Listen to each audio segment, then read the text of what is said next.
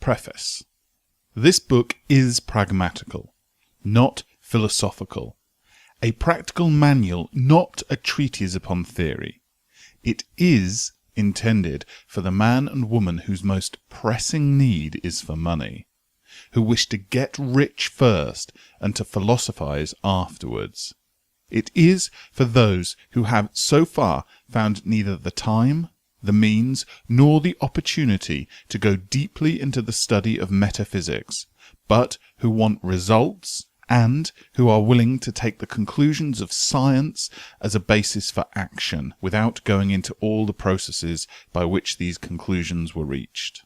It is expected that the reader will take the fundamental statements upon faith, just as he would take statements concerning a law of electrical action if they were promulgated by Marconi or Edison, and taking the statements upon faith that he will prove their truth by acting upon them without fear or hesitation. Every man or woman who does this will certainly get rich. For the science herein applied is an exact science, and failure is impossible. For the benefit, however, of those who wish to investigate philosophical theories and so secure a logical basis for faith, I will here cite certain authorities. The monastic theory of the universe, the theory that one is all, and that all is one, that one substance manifests as the seeming many elements of the material world, is of Hindu origin, and has been gradually winning its way into the thoughts of the Western world for 200 years. It is the foundation of all the Oriental philosophies, and of those of Descartes, Spinoza, Leibniz, Schopenhauer, Hegel, and Emerson.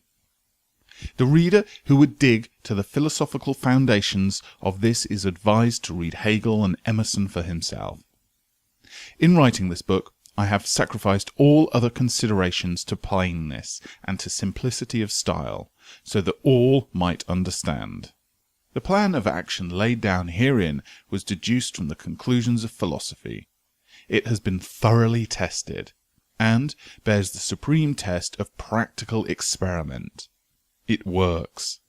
If you wish to know how the conclusions were arrived at, read the writings of the authors mentioned above, and if you wish to recap the fruits of their philosophies in actual practice, read this book and do exactly as it tells you to do.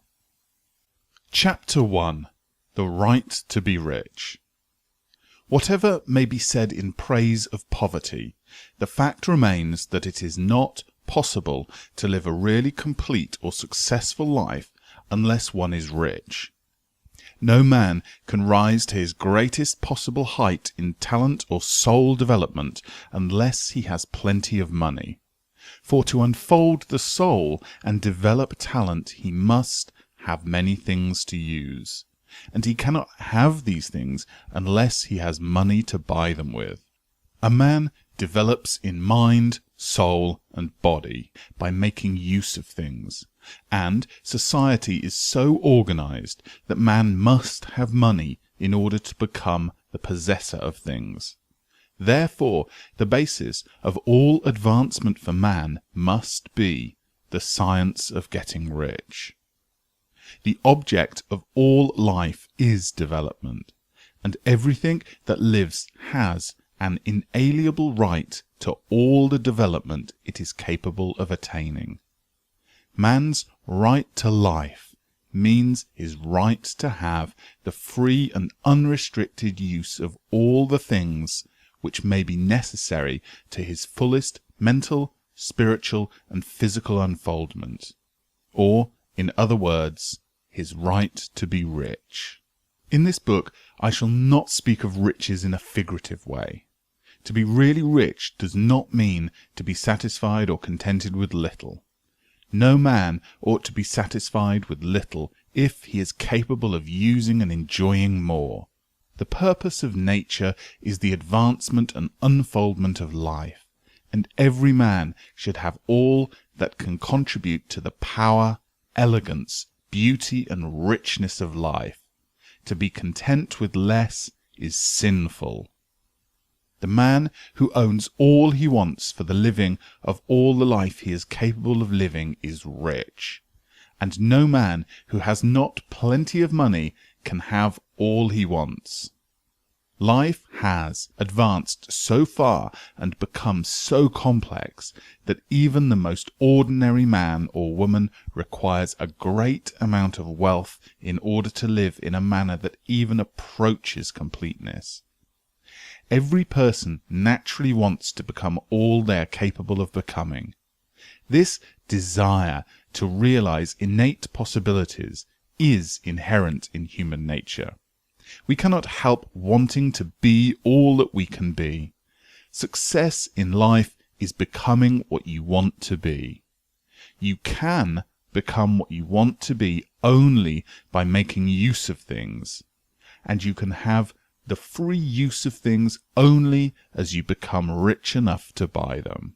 To understand the science of getting rich is therefore the most essential of all knowledge.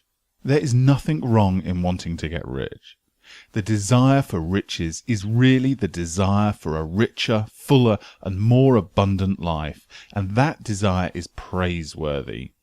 The man who does not desire to live more abundantly is abnormal, and so the man who does not desire to have money enough to buy all that he wants is abnormal.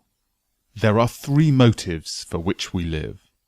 We live for the body, we live for the mind, we live for the soul. No one of these is better or holier than the other. All are alike desirable. And no one of these three, body, mind, or soul, can live fully if either of the others is cut short of full life and expression. It is not right or noble to live only for the soul and deny mind or body, and it is wrong to live for the intellect and deny the body or soul. We are all acquainted with the loathsome consequence of living for the body and denying both mind and soul. And we see that real life means the complete expression of all that man can give forth through body, mind, and soul. Whatever he can say, no man can be really happy or satisfied unless his body is living fully in every function, and unless the same is true of his mind and his soul. Wherever there is unexpressed possibility, or function not performed, there is unsatisfied desire. Desire is possibility seeking expression, or function seeking performance. Man cannot live fully in body without good food, comfortable clothing, and warm shelter, and without freedom from excessive toil. Rest and relaxation are also necessary to his physical life. He cannot live fully in mind without books, and time to study them, without the opportunity for travel and observation, or without intellectual companionship. To live fully in mind, he must have intellectual recreations, and must surround himself with all the objects of art and beauty he is capable of using and appreciating. To live fully in soul, man must have love, and love is denied expression by poverty. A man's highest happiness is found in the bestowal of benefits on those he loves. Love finds its most natural and spontaneous expression in giving. The man who has nothing to give cannot fill his place as a husband or father, as a citizen or as a man. It is the use of material things that a man finds full life for his body, develops his mind, and unfolds his soul. It is, therefore, of supreme importance to him that he should be rich. It is perfectly right that you should desire to be rich. If you are a normal man or woman, you cannot help doing so. It is perfectly right that you should give your best attention to the science of getting rich, for it is the noblest and most necessary of all studies. If you neglect this study, you are derelict in your duty to yourself, to God, and humanity. for you can render to God and humanity no greater service than to make the most of yourself. Chapter 2. There is a science of getting rich. There is a science of getting rich, and it is an exact science. Like algebra or arithmetic, there are certain laws which govern the process of acquiring riches. Once those laws are learned and obeyed by any man, he will get rich with mathematical certainty. The ownership of money and property comes as a result of doing things in a certain way. Those who do things in this certain way, whether on purpose or accidentally, will get rich, while those who do not do things in this certain way, no matter how hard they work or how able they are, remain poor. It is a natural law that like causes always produce like effects. Therefore, any man or woman who learns to do things in this certain way will infallibly get rich. That the above statement is true is shown by the following facts. Getting rich is not a matter of environment, for if it were, all the people in certain neighbourhoods would become wealthy. The people of one city would all be rich, while those of other towns would all be poor, or the inhabitants of one state would roll in wealth, while those of an adjoining state would be in poverty. But everywhere we see rich and poor living side by side in the same environment, and often engaged in the same vocation. When two men are in the same locality and in the same business, and one gets rich while the other remains poor, it shows that getting rich is not primarily a matter of environment. Some environments may be more favourable than others, but when two men in the same business are in the same neighbourhood and one gets rich while the other fails, it indicates that getting rich is the result of doing things in a certain way. And further, the ability to do things in this certain way is not due solely to the possession of talent. For many people who have great talent remain poor, while others who have very little talent get rich. Studying the people who have gotten rich, we find that they are an average lot in all respects, having no greater talent and abilities than other men. It is evident that they do not get rich because they possess talents and abilities that other men have not, but because they happen to do things in a certain way. Getting rich is not the result of saving or thrift.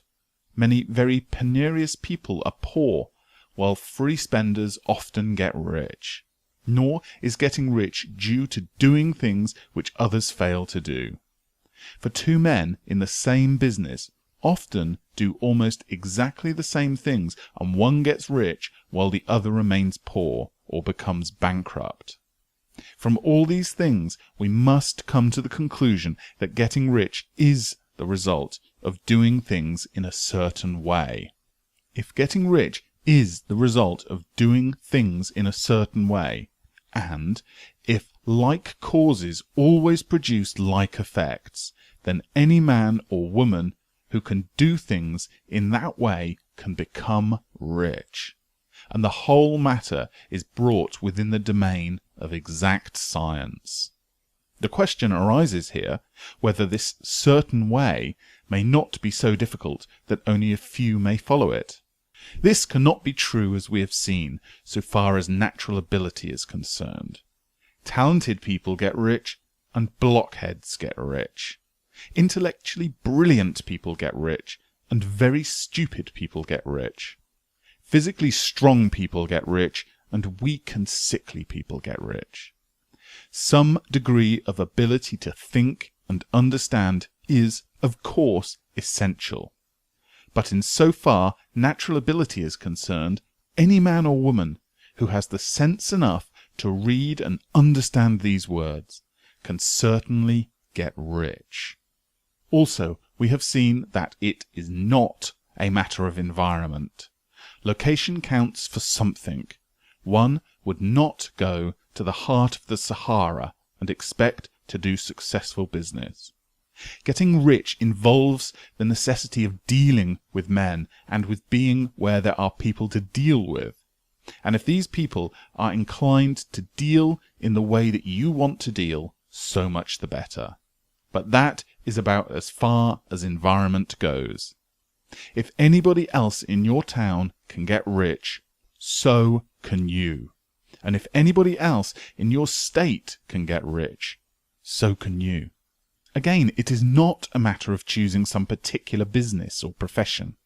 People get rich in every business and in every profession, while their next-door neighbours in the same vocation remain in poverty. It is true that you will do best in a business which you like, which is congenial to you, and if you have certain talents which are well developed, you will do best in a business that calls for the exercise of these talents. Also, you will do best in a business which is suited to your locality. An ice cream parlour would do better in a warmer climate than in Greenland, and a salmon fishery would succeed better in the northwest than in Florida, where there are no salmon. But aside from these general limitations, getting rich is not dependent upon your engaging in some particular business, but upon your learning to do things in a certain way. If you are now in business, and anybody else in your locality is getting rich in the same business, while you are not getting rich, it is because you are not doing things in the same way that the other person is doing them. No one is prevented from getting rich by lack of capital. True, as you get capital, the increase becomes more easy and rapid.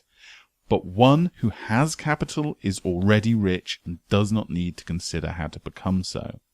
No matter how poor you may be, if you begin to do things in the certain way, you will begin to get rich, and you will begin to have capital.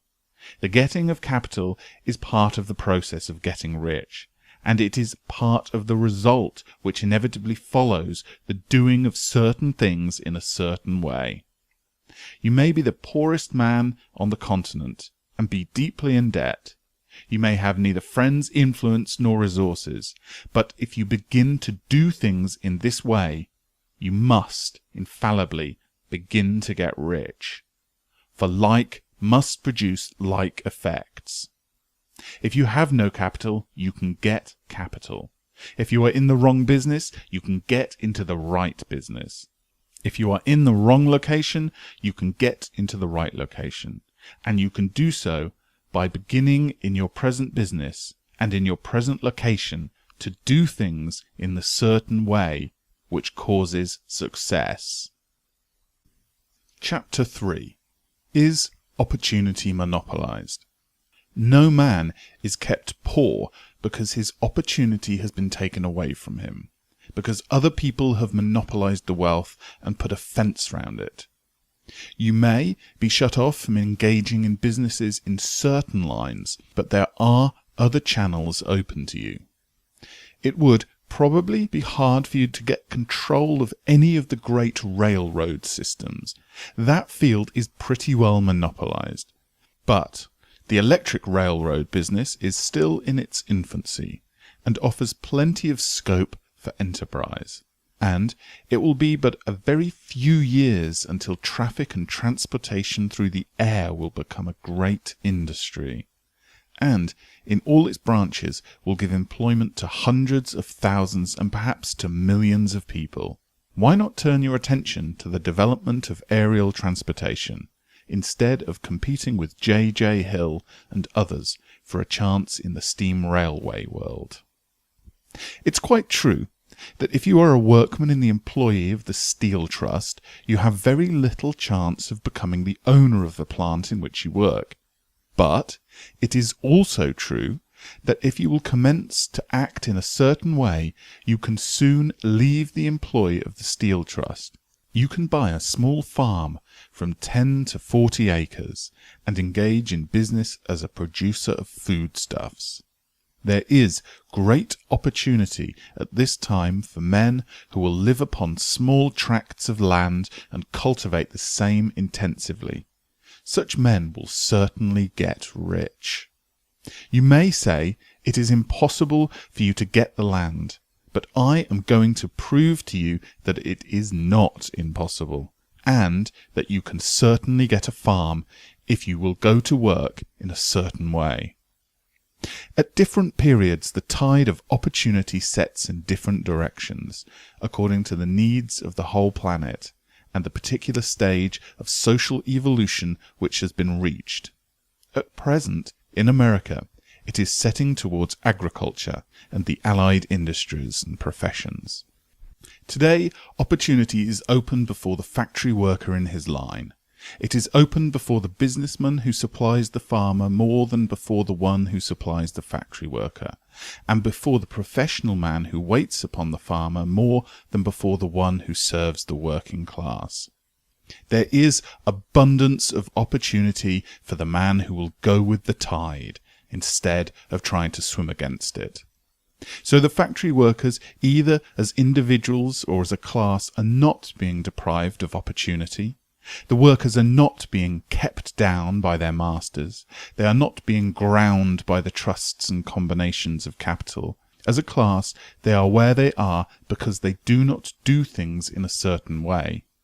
If the workers of America chose to do so, they could follow the example of their brothers in Belgium and other countries, and establish great department stores and cooperative industries. They could elect men of their own class to office and pass laws favouring the development of such cooperative industries, and in a few years they could take peaceable possession of the industrial field. The working class may become the master class whenever they begin to do things in a certain way. The law of wealth is the same for them as it is for all others. They must learn, and they will remain where they are as long as they continue to do as they do. The individual worker, however, is not held down by the ignorance or the mental slothfulness of his class. He can follow the tide of opportunity to riches, and this book will tell him how. No one is kept in poverty by a shortness in supply of riches. There is more than enough for all. A palace as large as the Capitol at Washington may be built for every family on earth from the building materials in the United States alone. And, under intensive cultivation, this country would produce wool, cotton, linen, and silk enough to clothe each person in the world finer than Solomon was arrayed in all his glory, together with food enough to feed them all luxuriously. The visible supply is practically inexhaustible, and the invisible supply really is inexhaustible. Everything you see on earth is made from one original substance, out of which all things proceed. New forms are constantly being made, and older ones are dissolving, but all are shapes assumed by one thing. There is no limit to the supply of formless stuff or original substance. The universe is made out of it, but it was not all used in making the universe. The spaces in, through, and between the forms of the visible universe are permeated and filled with the original substance, with the formless stuff. 10,000 times as much has been made, might still be made, and even then we should not have exhausted the supply of universal raw material. No man, therefore, is poor because nature is poor or because there is not enough to go round. Nature is an inexhaustible storehouse of riches. The supply will never run short. Original substance is alive with the creative energy and is constantly producing more forms. When the supply of building materials is exhausted, more will be produced. When the soil is exhausted so that foodstuffs and materials for clothing will no longer grow upon it, it will be renewed, or more soil will be made. When all the gold and silver has been dug from the earth, if man is in such a stage of social development that he needs gold and silver, more will be produced from the formless. The formless stuff responds to the needs of man. It will not let him be without any good thing. This is true of man collectively. The race as a whole is always abundantly rich, and if individuals are poor, it is because they do not follow the certain way of doing things which makes the individual man rich. The formless stuff is intelligent. It is stuff which thinks. It is alive and is always impelled towards more life. It is the natural and inherent impulse of life to seek to live more. It is the nature of intelligence to enlarge itself, and the consciousness to seek to expand its boundaries and find fuller expression. The universe of forms has been made by formless living substance, throwing itself into form in order to express itself more fully. The universe is a great living presence, always moving inherently towards more life and fuller functioning. Nature is formed for the advancement of life. Its impelling motive is the increase of life. For this cause, everything which can possibly minister to life is bountifully provided. There can be no lack unless God is to contradict himself and nullify his own works. You are not kept poor by lack in the supply of riches. It is a fact which I shall demonstrate a little farther on, that even the resources of the formless supply are at the command of the man or woman who will act and think in a certain way. Chapter 4. The first principle in the science of getting rich. Thought is the only power which can produce tangible riches from the formless substance. The stuff from which all things are made is a substance which thinks, and a thought of form in this substance produces the form. Original substance moves according to its thoughts. Every form and process you see in nature is the visible expression of a thought in original substance. As the formless stuff thinks of a form, it takes that form. As it thinks of a motion, it makes that motion. That is the way all things were created. We live in a thought world, which is part of a thought universe. The thought of a moving universe extended throughout formless substance, and the thinking stuff, moving in according to that thought, took the form of systems of planets and maintains that form. Thinking substance takes the form of its thought and moves according to the thought. Holding the idea of a circling system of suns and worlds, it takes the forms of these bodies and moves them as it thinks. Thinking the form of a slow-growing oak tree, it moves accordingly and produces the tree, though centuries may be required to do the work. In creating, the formless seems to move according to the lines of motion it has established. The thought of an oak tree does not cause the instant formation of a full-grown tree, but it does start in motion the forces which will produce the tree along established lines of growth. Every thought of form held in thinking substance causes the creation of the form, but always, or at least generally, along the lines of growth and action already established. The thought of a house of a certain construction, if it were impressed upon the formless substance, might not cause the instant formation of the house, but it would cause the turning of creative energies already working in trade and commerce into such channels as to result in the speedy building of the house. And if there were no existing channels through which the creative energy could work, then the house would be formed directly from primal substance, without waiting for the slow process of the organic and inorganic world.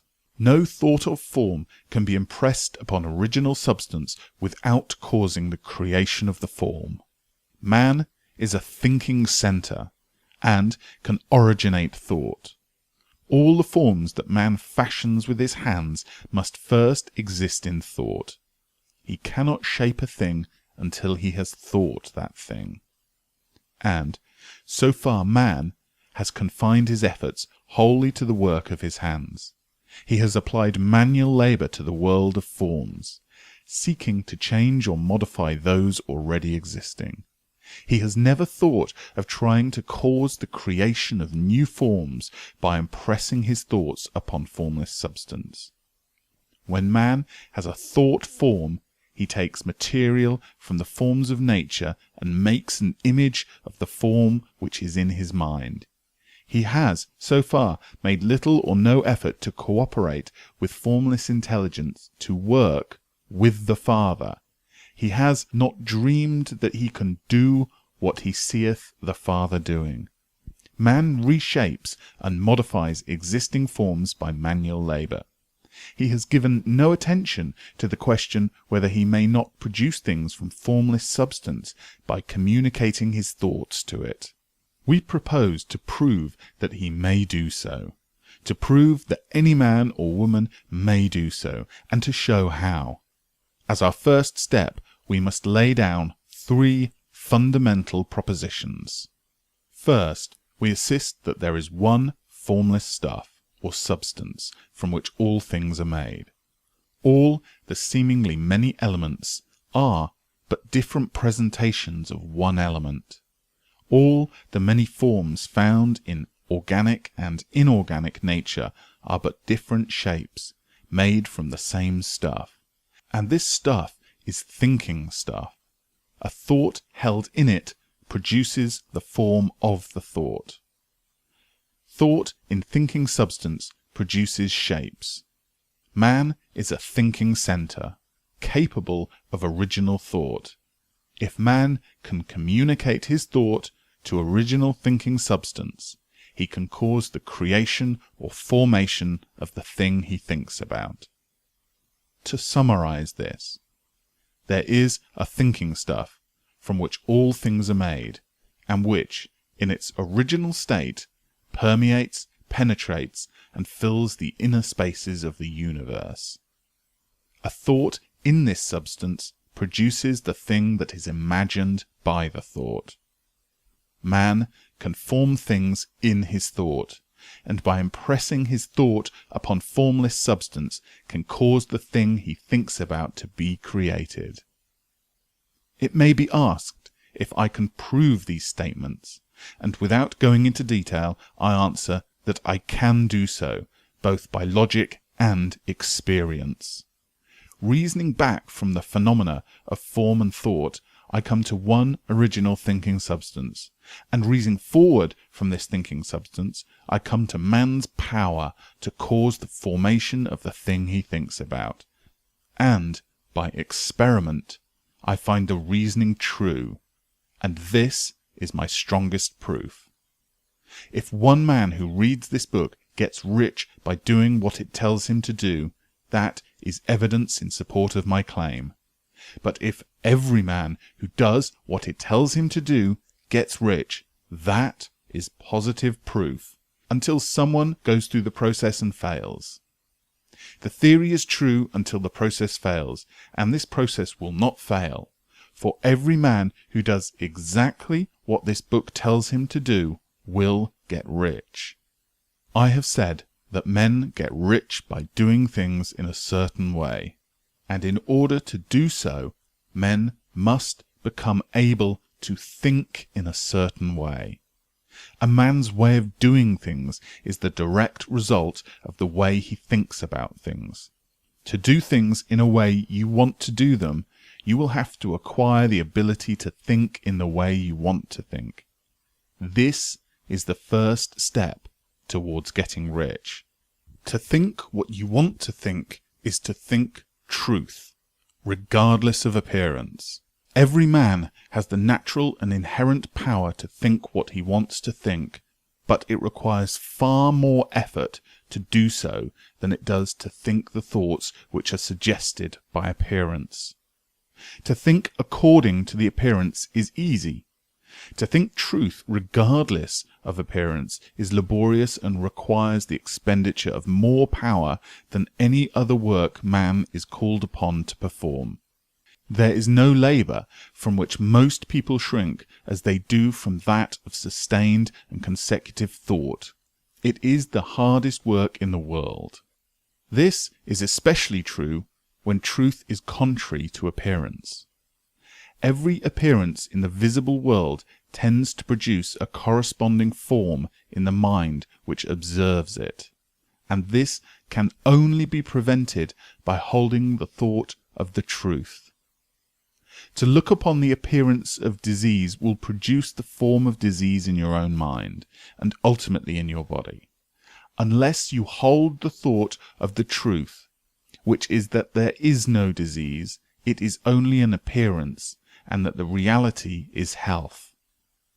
To look upon your appearance of poverty will produce corresponding forms in your own mind. Unless you hold to the truth that there is no poverty, there is only abundance. To think health when surrounded by the appearance of disease, or to think riches when in the midst of appearance of poverty, requires power. But he who acquires this power becomes a mastermind. He can conquer fate. He can have what he wants.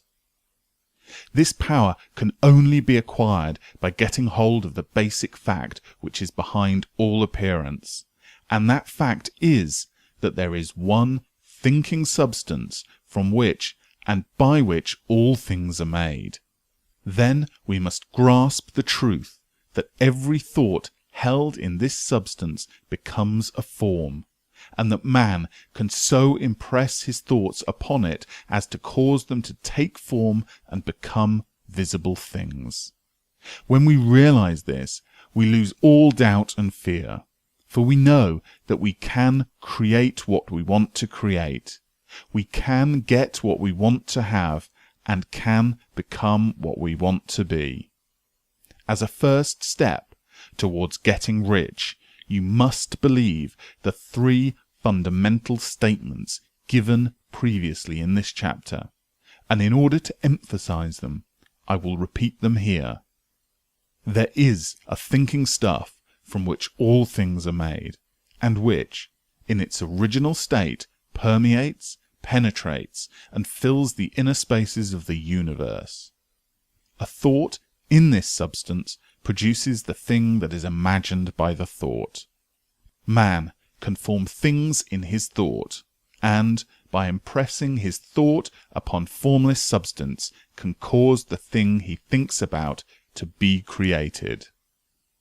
You must lay aside all other concepts of the universe than this monistic one, and you must dwell upon it until it fixes in your mind and has become your habitual thought.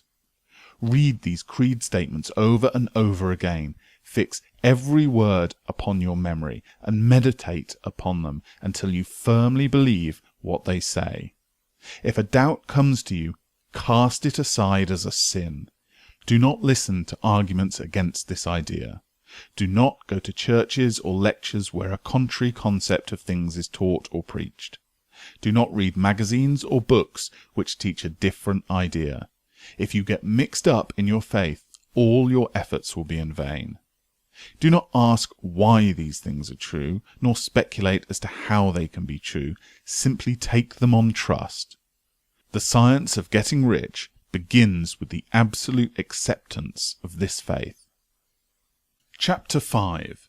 Increasing Life.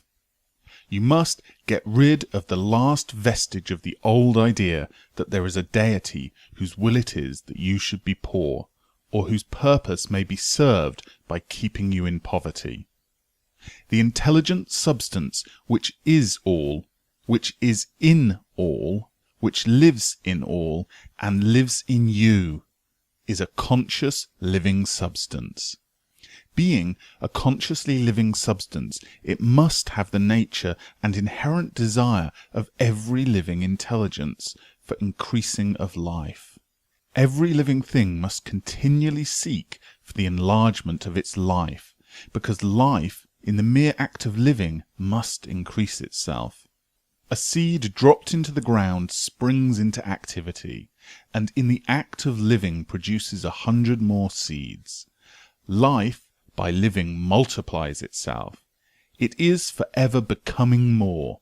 It must do so if it continues to be at all. Intelligence is under this same necessity. For continuous increase, every thought we think makes it necessary for us to think another thought.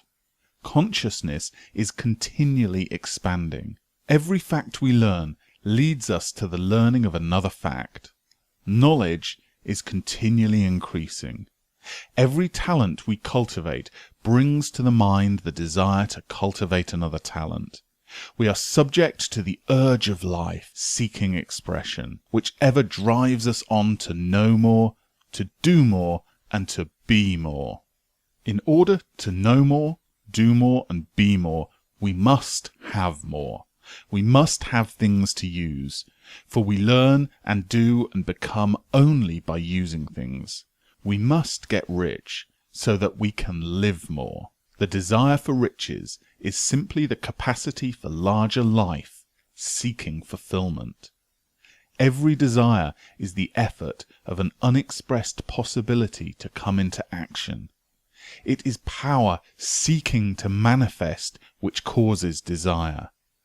That which makes you want more money is the same as that which makes the plant grow. It is life, seeking fuller expression. The one living substance must be subject to this inherent law of all life. It is permeated with the desire to live more. That is why it is under the necessity of creating things. The one substance desires to live more in you. Hence, it wants you to have all the things you can use. It is the desire of God that you should get rich. He wants you to get rich because he can express himself better through you if you have plenty of things to use in giving him expression. He can live more in you if you have unlimited command of the means of life. The universe desires you to have everything you want to have.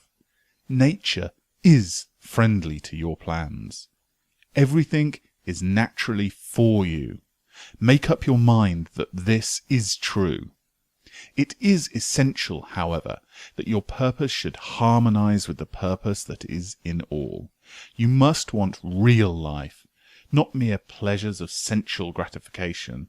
Life is the performance of function, and the individual really lives only when he performs every function, physical, mental, and spiritual, of which he is capable, without excess in any.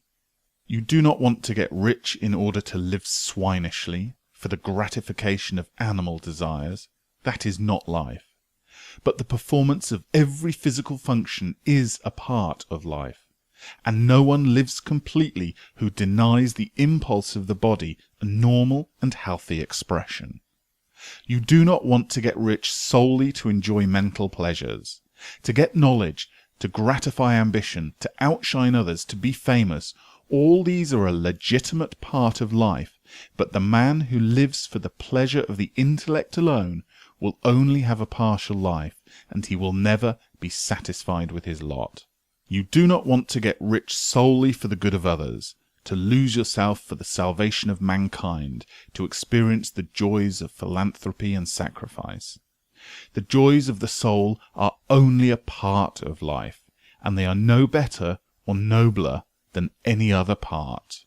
You want to get rich in order that you may eat, drink, and be merry when it is time to do these things, in order that you may surround yourself with beautiful things, see distant lands, feed your mind and develop your intellect, in order that you may love men and do kind things, and be able to play a good part in helping the world to find truth. But remember that extreme altruism is no better and no nobler than extreme selfishness. Both are mistakes. Get rid of the idea that God wants you to sacrifice yourself for others and that you can secure his favour by doing so. God requires nothing of the kind. What he wants is that you should make the most of yourself for yourself and for others, and you can help others more by making the most of yourself than in any other way. You can make the most of yourself only by getting rich, so it is right and praiseworthy that you should give your first and best thought to the work of acquiring wealth. Remember, however, that the desire of substance is for all, and its movements must be for more life to all. It cannot be made to work for less life to any, because it is equally in all, seeking riches and life. Intelligent substance will make things for you, but it will not take things away from someone else in order to give them to you. You must get rid of the thought of competition. You are to create, not to compete for what is already created. You do not have to take anything away from anyone. You do not have to drive sharp bargains. You do not have to cheat or take advantage. You do not need to let any man work for you for less than he earns. You do not have to covet the property of others, or to look at it with wishful eyes. No man has anything of which you cannot have the like without taking what he has away from him. You are to become a creator, not a competitor. You are going to get what you want, but in such a way that when you get it, every other man will have more than he has now. I am aware that there are men who get a vast amount of money by proceeding in direct opposition to the statements in the paragraph above, and may add a word of explanation here. Men of the plutocratic type, who become very rich, do so sometimes purely by their extraordinary ability on the plane of competition, and sometimes they unconsciously relate themselves to the substance in its great purpose and movements for the general upbuilding through the industrial evolution. Rockefeller, Carnegie, Morgan, etc., all have been the unconscious agents of the supreme in the necessary work of systemizing and organizing productive industry, and in the end their work will contribute immensely towards increased life for all. Their day is nearly over.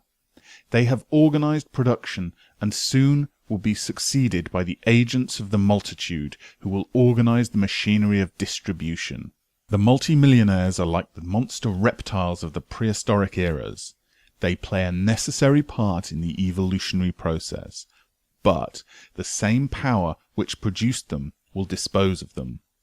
And it is well to bear in mind that they have never been really rich. A record of the private lives of most of this class will show that they have really been the most abject and wretched of the poor. Riches secured on the competitive plane are never really satisfactory and permanent. They are yours today and another's tomorrow. Remember, if you are to become rich in a scientific and certain way, you must rise entirely out of the competitive thought. You must never think for a moment that the supply is limited. Just as soon as you begin to think that all the money is being cornered and controlled by bankers and others, and that you must exert yourself to get laws passed to stop this process, and so on, in that moment you drop into the competitive mind, and your power to cause creation is gone for the time being. And what is worse, you will probably arrest the creative movements you have already instigated. Know that there are countless millions of dollars worth of gold in the mountains of the earth, not yet brought to light, and know that if there were not, more would be created from thinking substance to supply your needs. Know that the money you need will come, even if it is necessary for 1,000 men to be led to the discovery of new gold mines tomorrow. Never look at the visible supply, look always at the limitless riches in formless substance, and know that they are coming to you as fast as you can receive and use them. Nobody, by cornering the visible supply, can prevent you from getting what is yours. So never allow yourself to think for an instant that all the best building spots will be taken before you get ready to build your house unless you hurry.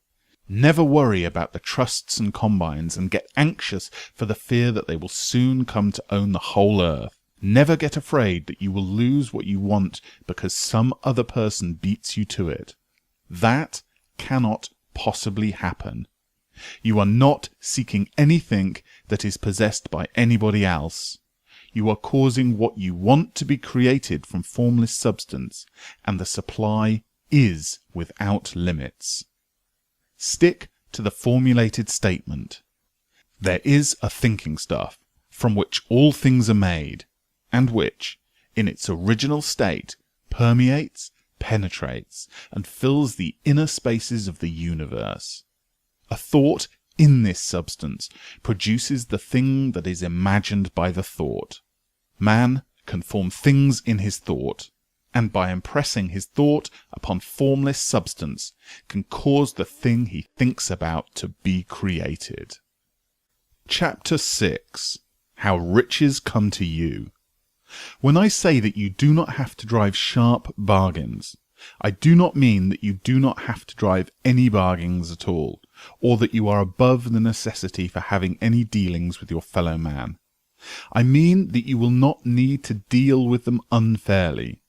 You do not have to get something for nothing, but can give to every man more than you take from him. You cannot give to every man more in cash market value than you take from him, but you can give him more in use value than the cash value of the thing you take from him. The paper, ink, and other materials in this book may not be worth the money you paid for it, but if the ideas suggested by it bring you thousands of dollars, you have not been wronged by those who sold it you. They have given you a great use value for a small cash value. Let us suppose that I owned a picture by one of the great artists, which in any civilized community is worth thousands of dollars. I take it to Baffin Bay, and by salesmanship induce an Eskimo to give a bundle of furs worth $500 for it. I have wronged him, for he has no use for the picture. It has no use value to him, and will not add to his life. But suppose I give him a gun worth $50 for his furs. Then he has made a good bargain.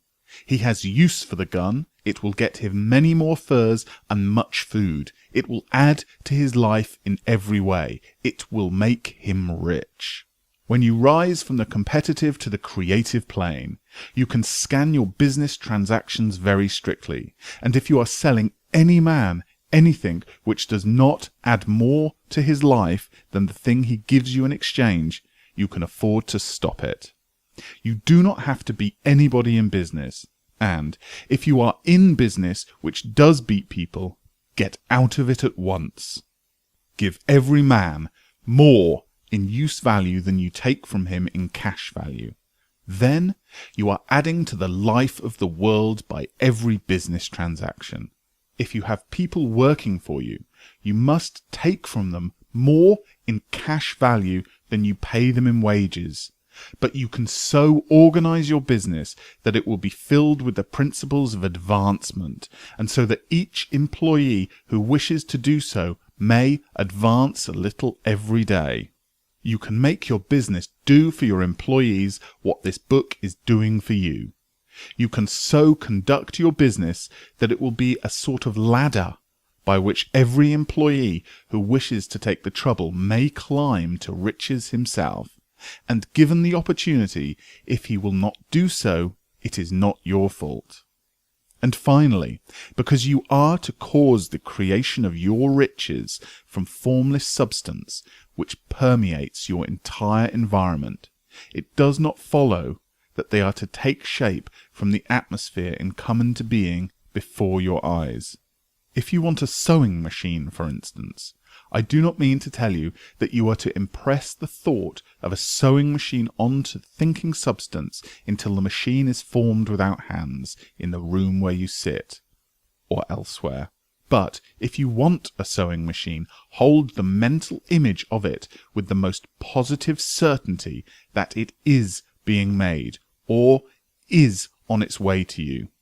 After once forming the thought, have the most absolute and unquestioning faith that the sewing machine is coming. Never think of it or speak of it in any other way than as being sure to arrive.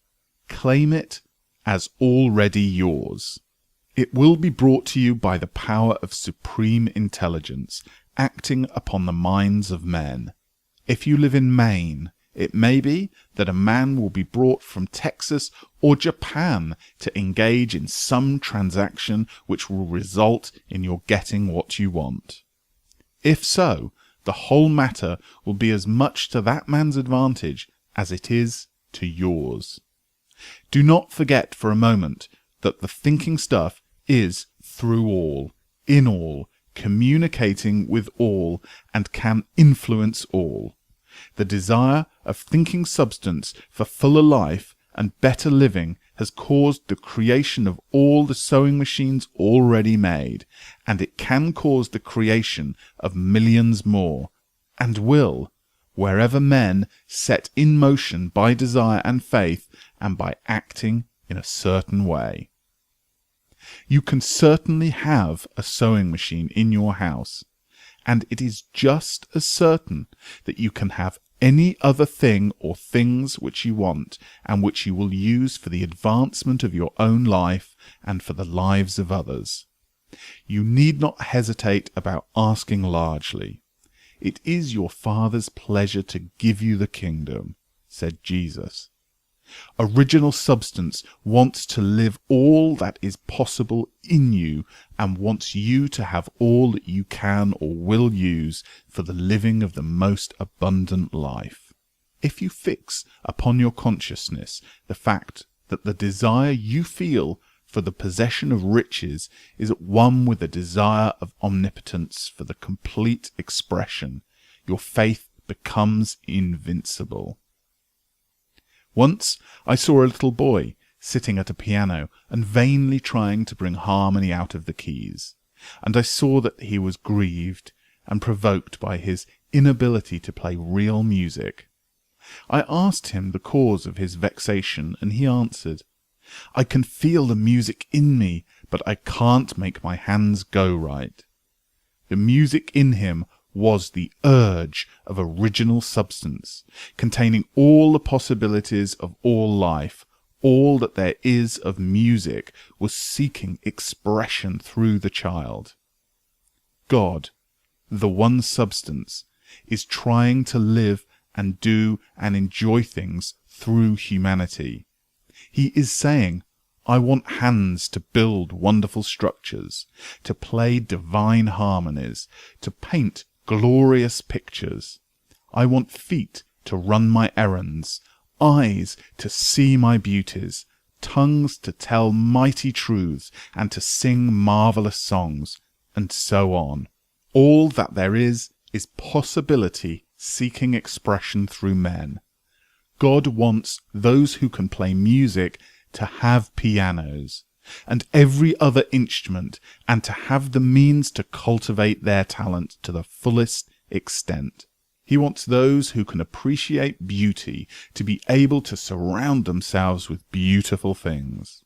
He wants those who can discern truth to have every opportunity to travel and observe.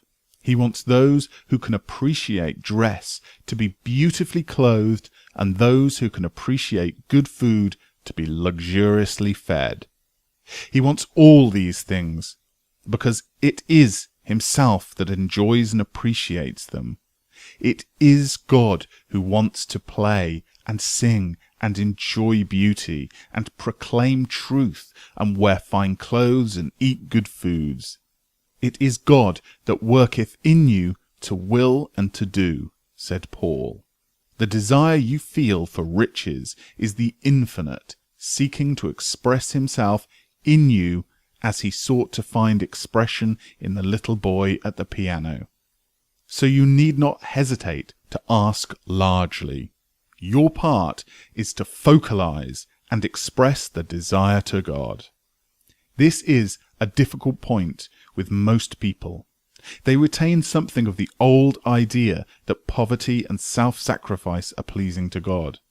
They look upon poverty as part of the plan, a necessity of nature.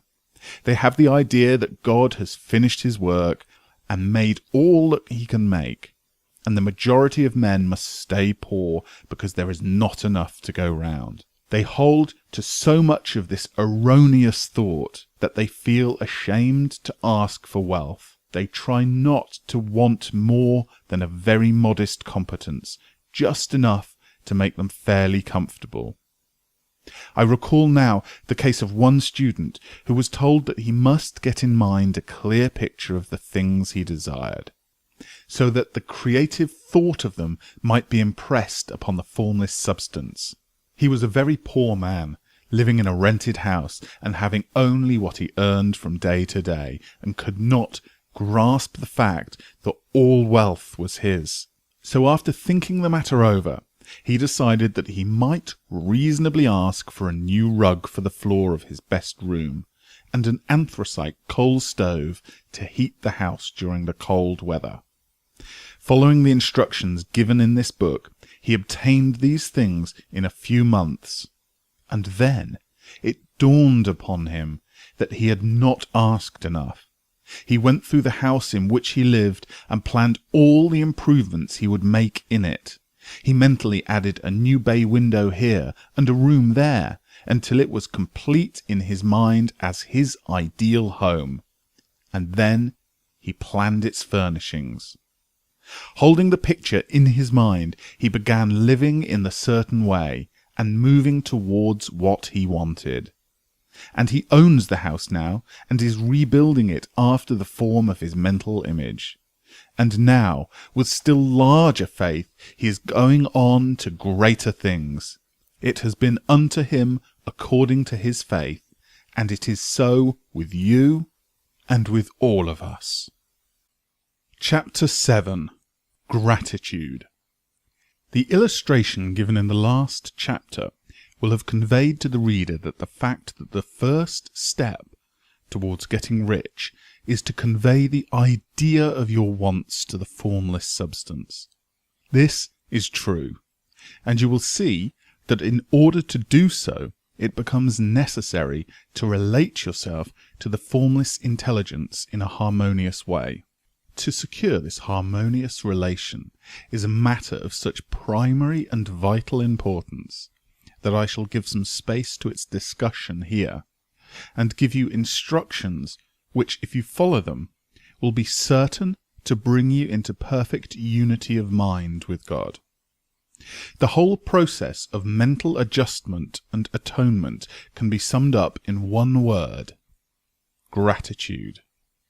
First, you believe that there is one intelligent substance from which all things proceed. Second, you believe that this substance gives you everything you desire. And third, you relate yourself to it by feeling a deep and profound gratitude. Many people who order their lives rightly in all other ways are kept in poverty by their lack of gratitude. Having received one gift from God, they cut the wires which connect them with him by failing to make acknowledgement. It is easy to understand that the nearer we live to the source of wealth, the more wealth we shall receive. And it is easy also to understand that the soul that is always grateful lives in closer touch with God than the one which never looks to him in thankful acknowledgement. The more gratefully we fix our minds on the Supreme when good things come to us, the more good things we will receive, and the more rapidly they will come. And the reason simply is that the mental attitude of gratitude draws the mind into closer touch with the source from which all blessings come. If it is a new thought to you that the gratitude brings your whole mind into closer harmony with the creative energies of the universe, consider it well, and you will see that it is true. The good things you already have come to you along the lines of obedience to certain laws. Gratitude will lead your mind out along the ways by which certain things come, and it will keep you in close harmony with the creative thought and prevent you from falling into the competitive thought. Gratitude alone can keep you looking toward the all, and prevent you from falling into the error of thinking of the supply as limited. And to do that would be fatal to your hopes.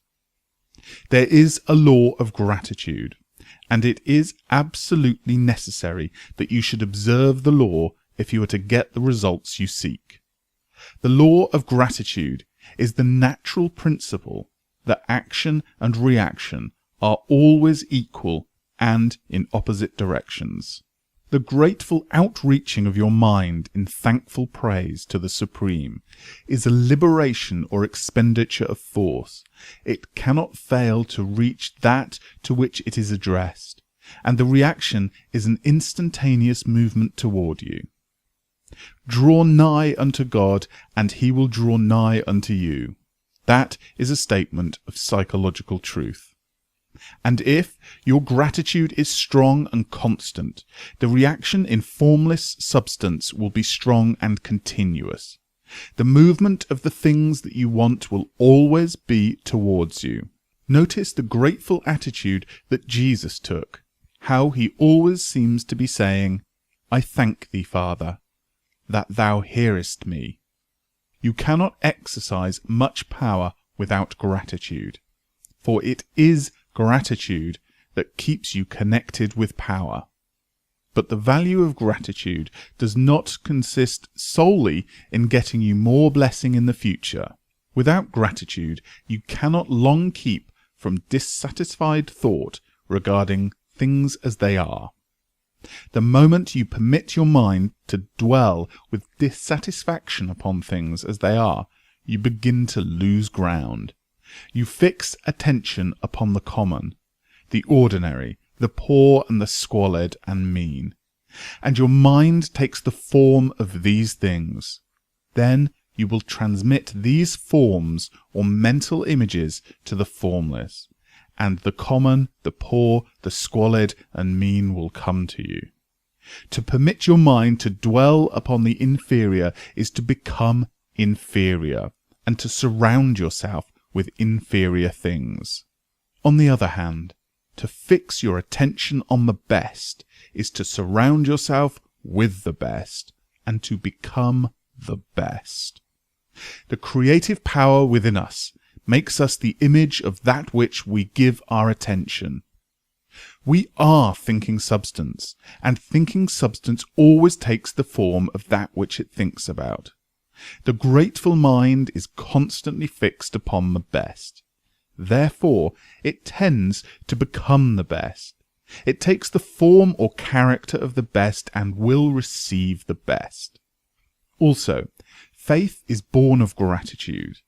The grateful mind continually expects good things, and expectation becomes faith. The reaction of gratitude upon one's own mind produces faith, and every outgoing wave of grateful thanksgiving increases faith. He who has no feeling of gratitude cannot long retain a living faith, and without a living faith you cannot get rich by the creative method. As we shall see, he who has no feeling of gratitude cannot long retain a living faith, and without a living faith you cannot get rich by the creative method, as we shall see in the following chapters. It is necessary, then, to cultivate the habit of being grateful for every good thing that comes to you, and to give thanks continually. And because all things have contributed to your advancement, you should include all things in your gratitude. Do not waste time thinking or talking about the shortcomings or wrong actions of plutocrats or trust magnates. Their organization of the world has made your opportunity. All you get really comes to you because of them. Do not rage against corrupt politicians. If it were not for the politicians, we should fall into anarchy, and your opportunity would be greatly lessened.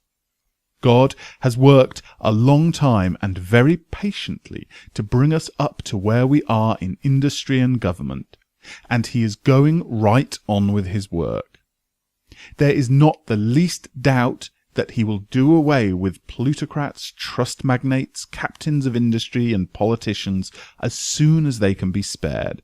But in the meantime, behold, they are all very good. Remember that they are all helping to arrange the lines of transmission along which your riches come to you, and be grateful to them all. This will bring you into harmonious relations with the good in everything, and the good in everything will move towards you. Chapter 8. Thinking in the Certain Way.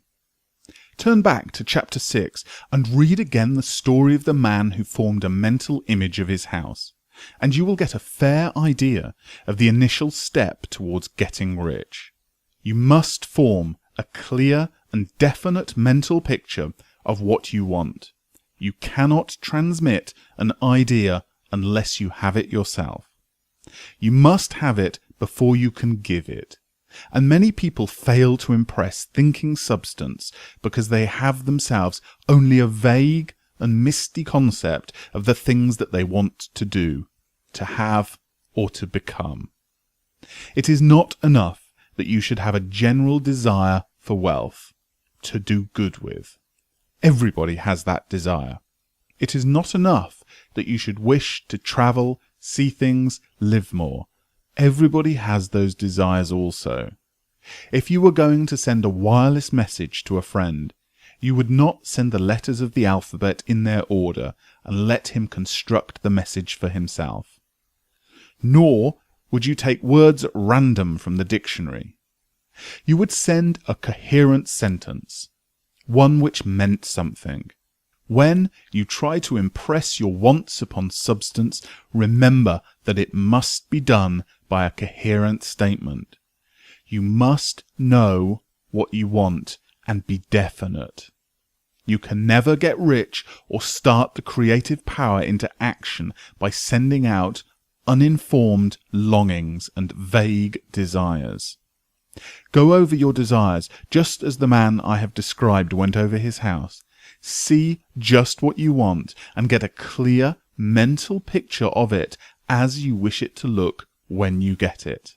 That clear mental picture you must have continually in mind, just as the sailor has in mind the port towards which he is sailing the ship.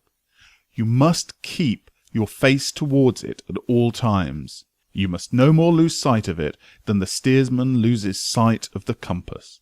It is not necessary to take exercise in concentration, nor to set apart special times for prayer and affirmation, nor to go into the silence, nor to do occult stunts of any kind. These things are well enough, but all you need is to know what you want, and to want it badly enough so that it will stay in your thoughts. Spend as much of your leisure time as you can in contemplating your picture, but no one needs to take exercise to concentrate his mind on a thing which he really wants. It is the things you do not really care about which require effort to fix your attention upon. Unless you really want to get rich, so that that desire is strong enough to hold your thoughts directed to the purpose as the magnetic poles hold the needle of the compass, it will hardly be worthwhile for you to try to carry out the instructions given in this book. The method herein set forth are for people whose desire for riches is strong enough to overcome mental laziness and the love of ease and make them work. The more clear and definite you make your picture then, and the more you dwell upon it, bringing out all its delightful details, the stronger your desire will be. And the stronger your desire, the easier it will be to hold your mind fixed upon the picture of what you want. Something more is necessary, however, than to merely see the picture clearly. If that is all you do, you are only a dreamer, and you will have little or no power for accomplishment. Behind your clear vision must be the purpose to realize it, to bring it out in tangible expression. And behind this purpose must be an invincible and unwavering faith that the thing is already yours, that it is at hand, and you have only to take possession of it. Live in the new house mentally until it takes form around you physically. In the mental realm, enter at once into full enjoyment of the things you want. Whatsoever things ye ask for when you pray, believe that ye receive them, and ye shall have them, said Jesus. See the things you want as if they were actually around you all the time. See yourself as owning and using them. Make use of them in imagination, just as you will use them when they are yours in tangible possession. Dwell upon your mental picture until it is clear and distinct, and then take the mental attitude of ownership towards everything in that picture. Take possession of it in mind, and in the full faith that it is actually yours. Hold to this mental ownership. Do not waver for an instant in the faith that it is real. And remember what was said in the preceding chapter about gratitude. Be as thankful for it all the time as you expect to be when it has taken form. The man who can sincerely thank God for the things which as yet he owns only in imagination has real faith. He will get rich. He will cause the creation of whatsoever he wants.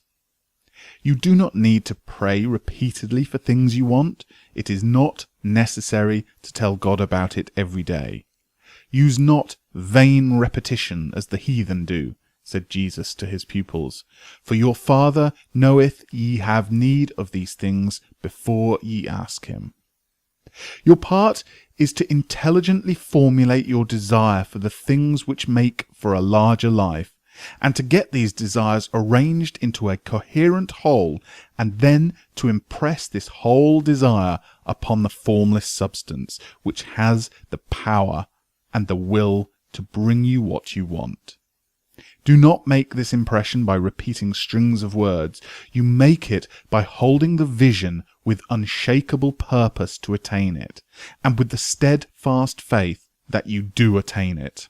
The answer to prayer is not according to your faith while you are talking, but according to your faith while you are working.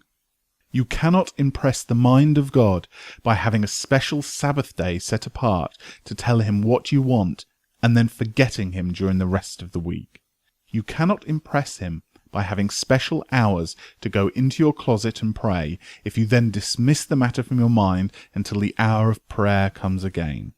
Oral prayer is well enough, and it has its effects, especially upon yourself, in clarifying your vision and strengthening your faith, but it is not your oral petition which gets you what you want. In order to get rich, you do not need a sweet hour of prayer. You need to pray without ceasing, and by prayer I mean holding steady to your vision, with the purpose to cause its creation into solid form, and the faith that you are doing so. Believe that ye receive them. The whole matter turns on receiving. Once you have clearly formed your vision, when you have formed it, it is well to make an oral statement, addressing the supreme in reverent prayer. And from that moment you must, in mind, receive what you ask for. Live in the new house. Wear the fine clothes. Ride in the automobile. Go on the journey and confidently plan for greater journeys. Think and speak of all the things you have asked for in terms of actual present ownership. Imagine an environment and a financial condition exactly as you want them, and live all the time in that imaginary environment and financial condition. Mind, however, that you do not do this as a mere dreamer and castle builder. Hold to the faith that the imaginary is being realized, and to the purpose to realize it. Remember, it is faith and purpose in the use of the imagination which makes the difference between the scientist and the dreamer. And having learned this fact, it is here that you must learn the proper use of the will. Chapter 9. How to use the will. To set about getting rich in a scientific way, you do not try to apply your willpower to anything outside of yourself. You have no right to do so anyway. It is wrong to apply your will to other men and women in order to get them to do what you wish done. It is as flagrantly wrong to coerce people by mental power as it is to coerce them by physical power. If compelling people by physical force to do things for you reduces them to slavery, compelling them by mental means accomplishes exactly the same thing. The only difference is in methods. If taking things from people by physical force is robbery, then taking things by mental force is robbery also. There is no difference in principle. You have no right to use your willpower upon another person, even for his own good, for you do not know what is for his good. The science of getting rich does not require you to apply power or force to any other person in any way whatsoever. There is not the slightest necessity for doing so. Indeed, any attempt to use your will upon others will only tend to defeat your purpose. You do not need to apply your will to things in order to compel them to come to you. That would simply be trying to coerce God, and would be foolish and useless, as well as irreverent. You do not have to compel God to give you good things, any more than you have to use your willpower to make the sun rise. You do not have to use your willpower to conquer an unfriendly deity or to make stubborn and rebellious forces do your bidding. Substance is friendly to you, and is more anxious to give you what you want than you are to get it. To get rich, you need only to use your willpower upon yourself. When you know what to think and do, then you must use your will to compel yourself to think and do the right things. That is the legitimate use of the will in getting what you want. To use it in holding yourself to the right course. Use your will to keep yourself thinking and acting in the certain way. Do not try to project your will or your thoughts or your mind out into space to act on other people or things. Keep your mind at home. It can accomplish more there than elsewhere. Use your mind to form a mental image of what you want, and to hold that vision with faith and purpose, and use your will to keep your mind working in the right way. The more steady and continuous your faith and purpose, the more rapidly you will get rich, because you will make only positive impressions upon substance, and you will not neutralize or offset them by negative impressions. The picture of your desires held with faith and purpose is taken up by the formless and permeates it to great distance throughout the universe, for all I know. As this impression spreads, all things are set moving towards its realization. Every living thing, every inanimate thing, and everything yet uncreated are stirred towards bringing into being that which you want. All force begins to be exerted in that direction. All things begin to move towards you. The minds of people everywhere are influenced towards doing the things necessary to the fulfilling of your desires, and they work for you unconsciously. But you can check all this by starting a negative impression in the formless substance. Doubt or unbelief is as certain to start a movement away from you as faith and purpose are to start one towards you. It is by not understanding this that most people who try to make use of mental science in getting rich make their failure. Every hour and moment you spend in giving heed to doubts and fears, every hour you spend in worry, every hour in which your soul is possessed by unbelief, sets a current away from you in the whole domain of intelligent substance. All the promises are unto them that believe, and unto them only. Notice how insistent Jesus was upon this point of belief. And now you know the reason why. Since belief is all important, it behooves you to guard your thoughts. And as your beliefs will be shaped to a very great extent by the things you observe and think about, it is important that you should command your attention. And here the will comes into use, for it is by your will that you determine upon what things your attention shall be fixed. If you want to become rich, you must not make a study of poverty. Things are not brought into being by thinking about their opposites. Health is never to be attained by studying disease and thinking about disease.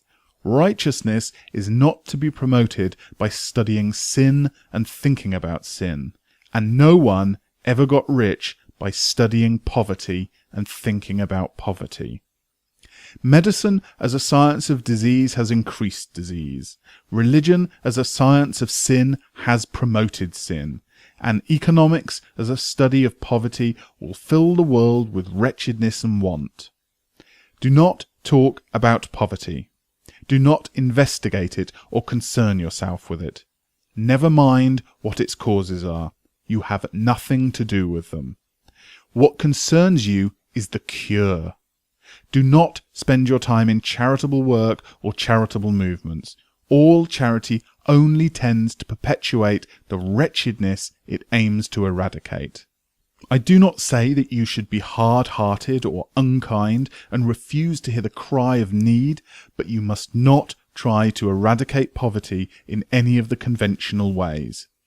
Put poverty behind you, and put all that pertains to it behind you, and make good. Get rich. That is the best way you can help the poor. You cannot hold the mental image which is to make you rich if you fill your mind with pictures of poverty. Do not read books or papers which give circumstantial accounts of the wretchedness of the tenement dwellers, of the horror of child labour, and so on. Do not read anything which fills your mind with gloomy images of want and suffering.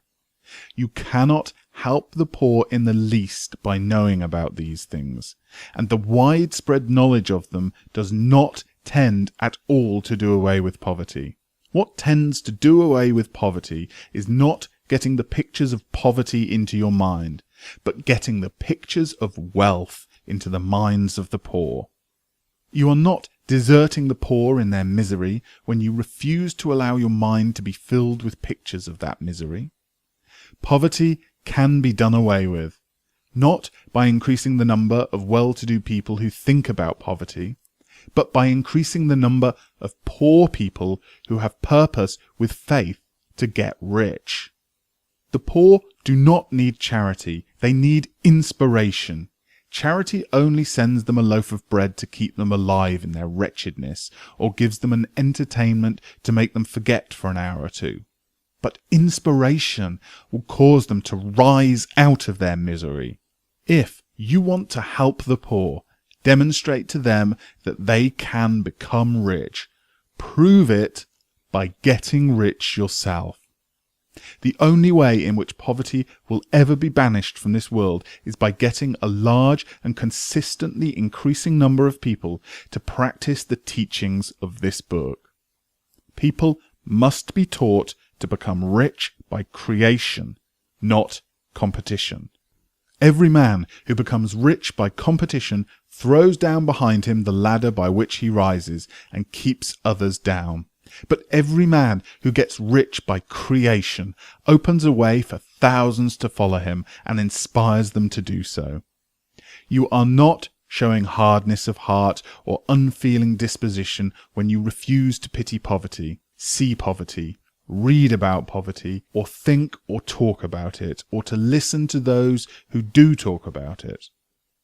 Use your willpower to keep your mind off the subject of poverty and to keep it fixed with faith and purpose on the vision of what you want. Chapter 10. Further use of the will. You cannot retain a true and clear vision of wealth if you are constantly turning your attention to opposing pictures, whether they be external or imaginary. Do not tell of your past troubles of a financial nature if you have had them. Do not think of them at all. Do not tell of the poverty of your parents or of the hardship of your early life. To do any of these things is to mentally class yourself with the poor for the time being, and it will certainly check the movement of the things in your direction. Let the dead bury their dead, as Jesus said. Put poverty and all things that pertain to poverty completely behind you. You have accepted a certain theory of the universe as being correct, and are resting all of your hopes on happiness on its being correct. And what can you gain by giving heed to conflicting theories? Do not read the religious books that tell you that the world is soon coming to an end. And do not read the writings of muckrakers and pessimistic philosophers who tell you that it's going to the devil. The world is not going to the devil. It is going to God. It is becoming wonderful. True, there may be a good many things in existing conditions which are disagreeable, but what is the use of studying them when they are certainly passing away, and when the study of them only tends to check their passing and keep them with us? Why give time and attention to things which are being removed by evolutionary growth, when you can hasten their removal only by promoting the evolutionary growth as far as your part of it goes? No matter how horrible in seeming it may be the conditions in certain countries, sections, or places, you waste your time and destroy your own chances by considering them. You should interest yourself in the world's becoming rich. Think of the riches the world is coming into, instead of the poverty it is growing out of.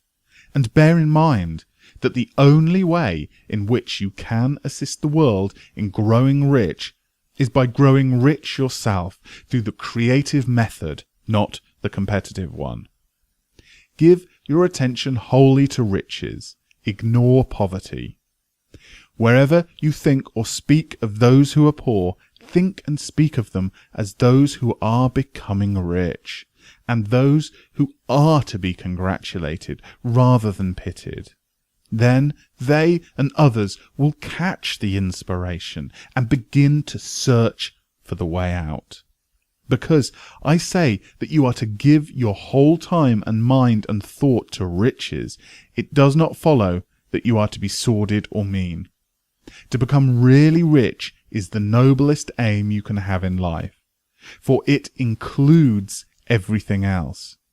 On the competitive plane, the struggle to get rich is a godless scramble for power over other men. But when we come into the creative mind, all this is changed. All that is possible in the way of greatness and soul unfoldment, of service and lofty endeavour, comes by way of getting rich. And all is made possible by the use of things. If you lack for your physical health, you will find that the attainment of it is conditional on your getting rich. Only those who are emancipated from financial worry and who have the means to live a carefree existence and follow hygienic practices can have and retain health. Moral, spiritual greatness is possible only for those who are above the competitive battle for existence. And only those who are becoming rich on the plane of creative thought are free from the degrading influence of competition. If your heart is set on domestic happiness, remember that love flourishes best where there is refinement, a high level of thought, and freedom from corrupting influences. And these are to be found only where riches are attained by the exercise of creative thought without strife or rivalry. You can aim at nothing so great or noble, I repeat, as to become rich. and you must fix your attention upon the mental pictures of riches to the exclusion of all that may tend to dim or obscure that vision. You must learn to see the underlying truth in all things. You must see beneath all seeming wrong conditions the great one life ever moving towards fuller expression and more complete happiness. It is the truth that there is no such thing as poverty, that there is only wealth. Some people remain in poverty because they are ignorant to the fact there is wealth for them, and these can be best taught by showing them the way to affluence in your own person and practice. Others are poor because while they feel that there is a way out, they are too intellectually indolent to put forth the mental effort necessary to find that way out and travel it. And for these, the very best thing you can do is to arouse their desire by showing them the happiness that comes from being rightly rich. Others still are poor because while they have some notion of science, they have become so swamped and lost in the maze of metaphysical and occult theories that they do not know which road to take. They try a mixture of many systems and fail in all. For these, again, the very best thing to do is to show the right way in your own person and practice. An ounce of doing things is worth a pound of theorizing. The very best thing you can do for the whole world is to make the most of yourself. You can serve God and man in no more effective way than by getting rich. That is, if you get rich by the creative method and not by the competitive one. Another thing, we assert that this book gives in detail the principles of the science of getting rich. And if that is true, you do not need to read any other book upon the subject. This may sound narrow and egotistical, but consider, there is no more scientific method of computation in mathematics than by addition, subtraction, multiplication, and division. No other method is possible. There can be but one shortest distance between 2 points. There is only one way to think scientifically, and that is to think in the way that leads by the most direct and simple route to the goal. No man has yet formulated a briefer or less complex system than the one set forth herein. It has been stripped of all non-essentials. When you commence on this, lay all others aside, put them out of your mind altogether. Read this book every day, keep it with you, commit it to memory, and do not think about other systems and theories. If you do, you will begin to have doubts, and to be uncertain and wavering in your thought, and then you will begin to make failures. After you have made good and become rich, you may study other systems as much as you please, but until you are quite sure that you have gained what you want, do not read anything on this line but this book, unless it be by the authors mentioned in the preface. And only read the most optimistic comments on the world's news, those in harmony with your picture. Also, postpone your investigations into the occult. Do not dabble in theosophy, spiritualism, or kindred studies.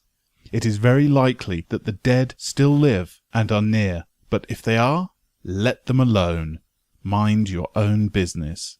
Wherever the spirits of the dead may be, they have their own work to do and their own problems to solve, and we have no right to interfere with them. We cannot help them, and it is very doubtful whether they can help us, or whether we have any right to trespass upon their time if they can. Let the dead and the hereafter alone, and solve your own problem. Get rich.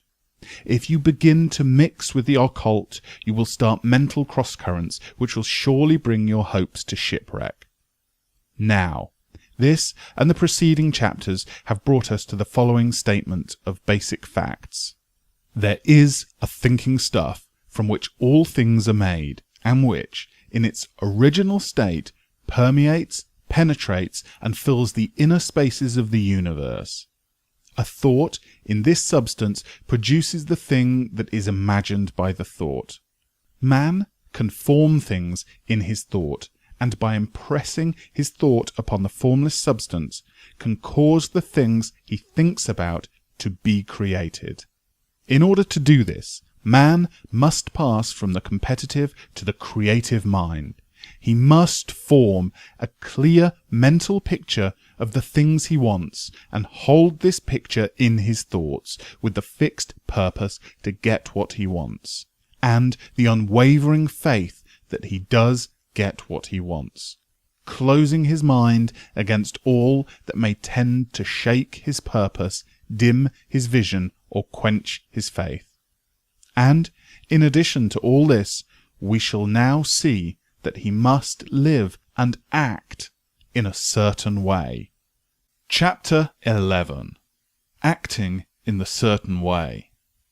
Thought is the creative power, or the impelling force which causes the creative power to act.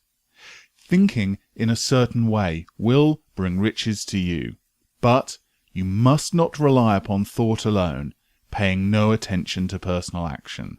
We have not yet reached the stage of development, even supposing such a stage to be possible, in which man can directly create from the formless substance without nature's process or the work of human hands. Man must not only think, but his personal actions must supplement his thought. By thought you can cause the gold in the hearts of the mountain to be impelled towards you. But it will not mine itself, refine itself, coin itself into double eagles and come rolling along the road seeking its way into your pocket. Under the impelling power of the Supreme Spirit, men's affairs will be so ordered that someone will be led to mine the gold for you.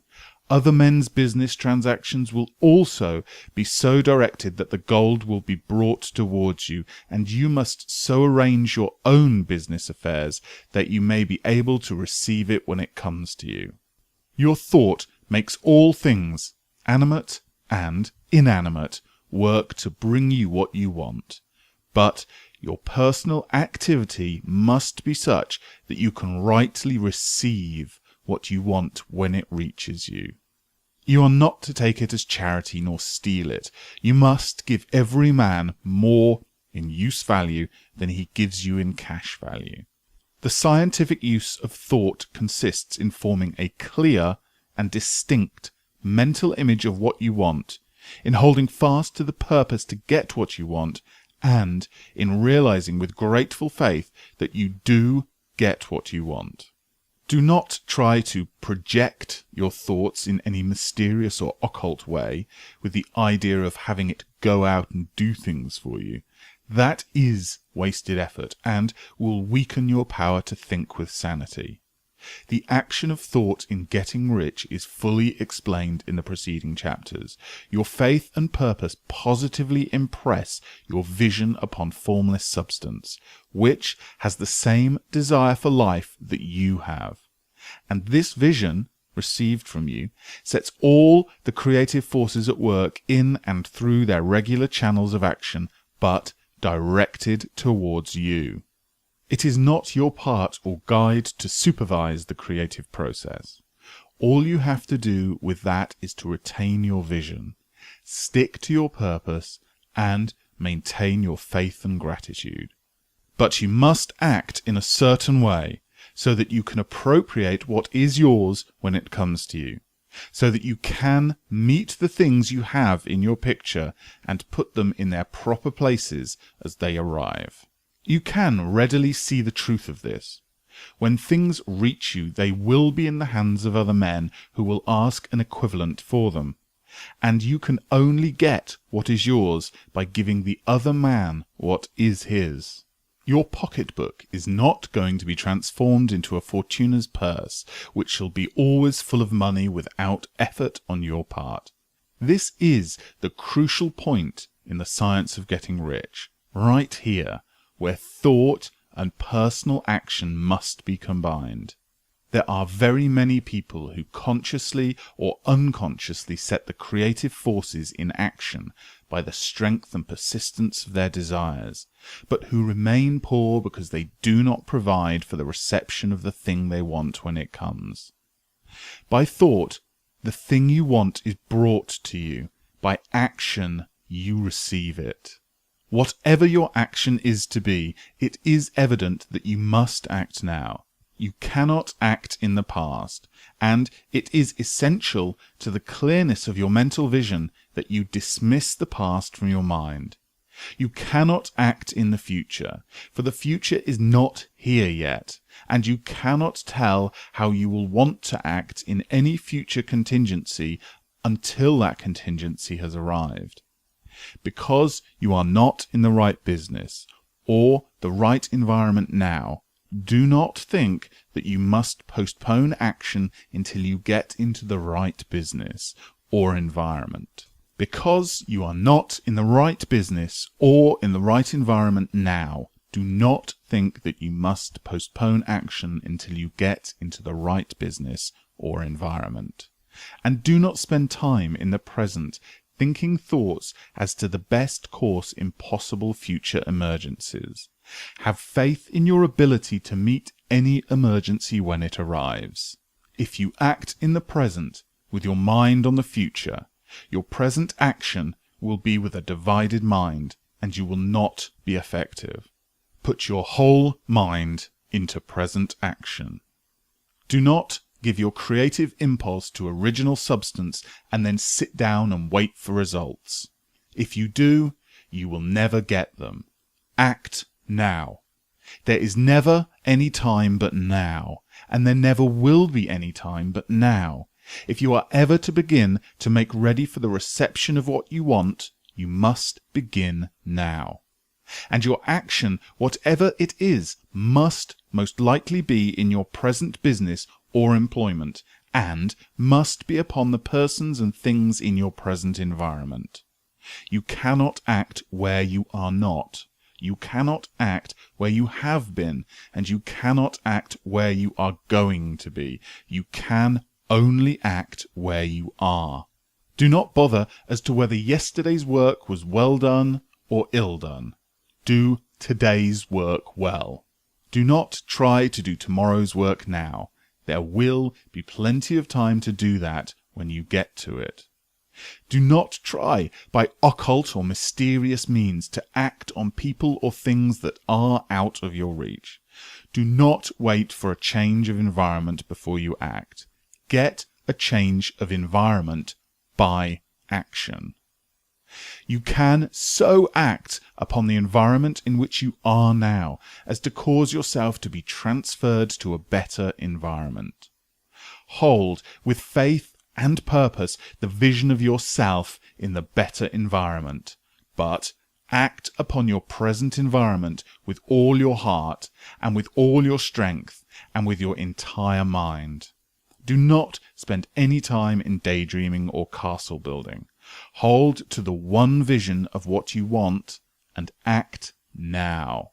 Do not cast about seeking some new thing to do or some strange, unusual, or remarkable action to perform as a first step towards getting rich.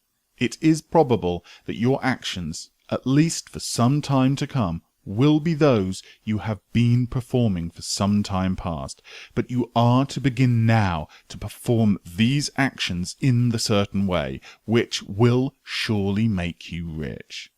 If you are engaged in some business and feel that it is not the right one for you, do not wait until you get into the right business before you begin to act. Do not feel discouraged or sit down and lament because you are misplaced. No man was ever so misplaced but that he could not find the right place, and no man ever became so involved in the wrong business that he could not get into the right business. Hold the vision of yourself in the right business with the purpose to get into it, and the faith that you will get into it and are getting into it, but act in your present business. Use your present business as the means of getting a better one, and use your present environment as the means of getting into a better one. Your vision of the right business, if held with faith and purpose, will cause the Supreme to move the right business towards you, and your action, if performed in a certain way, will cause you to move towards the business. If you are an employee or wage earner and feel that you must change places in order to get what you want, do not project your thought into space and rely upon it to get you another job. It will probably fail to do so. Hold the vision of yourself in the job you want while you act with faith and purpose on the job you have, and you will certainly get the job you want. Your vision and faith will set the creative force in motion to bring it towards you, and your action will cause the forces in your own environment to move you towards the place you want to be. In closing this chapter, we will add another statement to our syllabus. There is a thinking stuff from which all things are made, and which, in its original state, permeates, penetrates, and fills the inner spaces of the universe.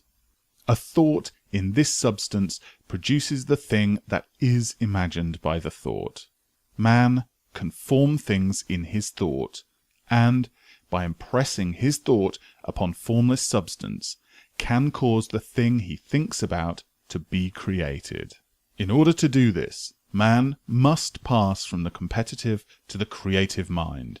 He must form a clear mental picture of the things he wants, and hold this picture in his thoughts with the fixed purpose to get what he wants, and the unwavering faith that he does get what he wants, closing his mind to all that may tend to shake his purpose, dim his vision, or quench his faith, that he may receive what he wants when it comes.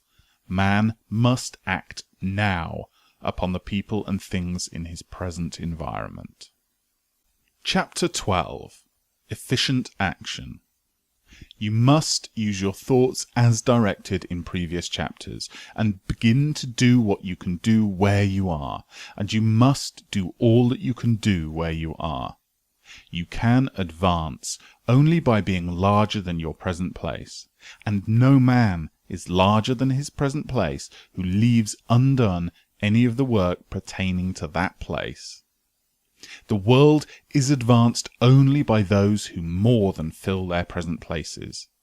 If no man quite filled his present place, you can see that there must be a going backwards in everything.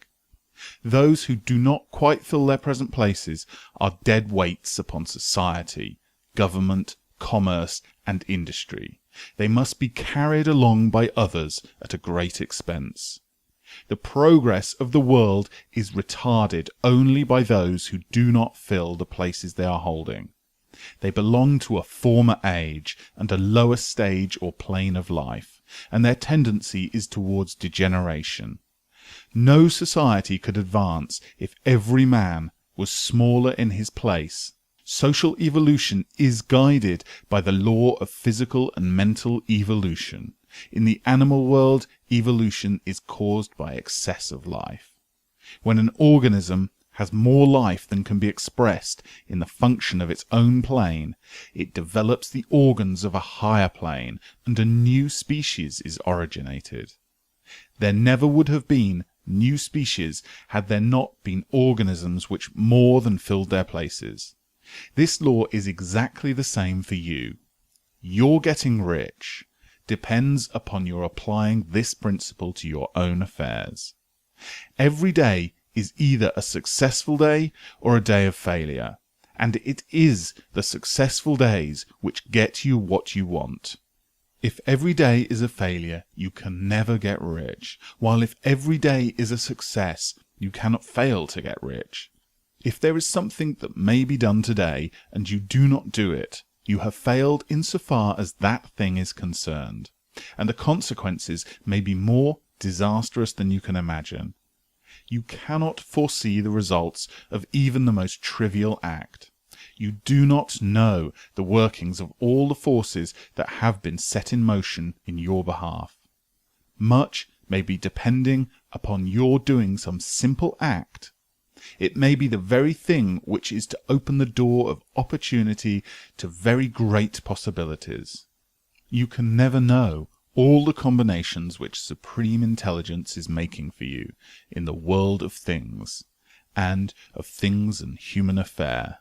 Your neglect or failure to do some small thing may cause a long delay in getting what you want. Do, every day, all which can be done that day. There is, however, a limitation or qualification on the above that you must take into account. You are not to overwork, nor to rush blindly into your business in the effort to do the greatest possible number of things in the shortest time possible. You are not to try to do tomorrow's work today, nor to do a week's work in a day. It is really not the number of things you do, but the efficiency of each separate action that counts. Every act is, in itself, either a success or a failure. Every act is, in itself, either effective or inefficient. Every inefficient act is a failure, and if you spend your life in doing inefficient acts, your whole life will be a failure. The more things you do, the worse for you, if your acts are inefficient ones. On the other hand, every efficient act is a success in itself, and if every act of your life is an efficient one, your whole life must be a success. The cause of failure is doing too many things in an inefficient manner and not doing enough things in an efficient manner. You will see that it is a self-evident proposition that if you do not do any inefficient acts, and if you do a sufficient number of efficient tasks, you will become rich. If, now, it is possible for you to make each act an efficient one, you see again that the getting of riches is reduced to an exact science, like mathematics. The matter turns then on the question whether you can make each separate act a success in itself, and this you can certainly do. You can make each act a success, because all power is working with you, and all power cannot fail. Power is at your service, and to make each act efficient, you have only to put power into it. Every action is either strong or weak, and when everyone is strong, you are acting in the certain way which will make you rich. Every act can be made strong and efficient by holding your vision while you are doing it, and putting the whole power of your faith and purpose into it. It is at this point that people fail who separate mental power from personal action. They use the power of mind in one place and at one time, and they act in another place at another time, so their acts are not successful in themselves. Too many of them are inefficient. But if all power goes into every act, no matter how commonplace, every act will be a success in itself. And, as in the nature of things, every success opens the way to other successes. Your progress towards what you want, and the progress of what you want towards you, will become increasingly rapid. Remember that successful action is cumulative in its results. Since the desire for more life is inherent in all things, when a man begins to move towards larger life, more things attach themselves to him, and the influence of his desires is multiplied. Do every day all that you can do that day, and do each act in an efficient manner. In saying that, you must hold your vision while you are doing each act, however trivial or commonplace. I do not mean to say that it is necessary at all times to see the vision distinctly to its smallest details. It should be the work of your leisure hours to use your imagination on the details of your vision, and to contemplate them until they are firmly fixed upon memory. If you wish speedy results, spend practically all your spare time in this practice. By continuous contemplation, you will get the picture of what you want, even to the smallest details, so firmly fixed upon your mind, and so completely transferred to the mind of the formless substance, that in your working hours you need only to mentally refer to the picture to stimulate your faith and purpose, and cause your best efforts to be put forth. Contemplate your picture in your leisure hours until your consciousness is so full of it that you can grasp it instantly. You will become so enthused with its bright promises that the mere thought of it will call forth the strongest energies from your whole being. Let us again repeat our syllabus, and by slightly changing the closing statement, bring it to the point we have now reached. There is a thinking stuff, from which all things are made, and which, in its original state, permeates, penetrates, and fills the inner spaces of the universe. A thought in this substance produces the thing that is imagined by the thought. Man can form things in his thought, and, by impressing his thought upon the formless substance, can cause the things he thinks about to be created.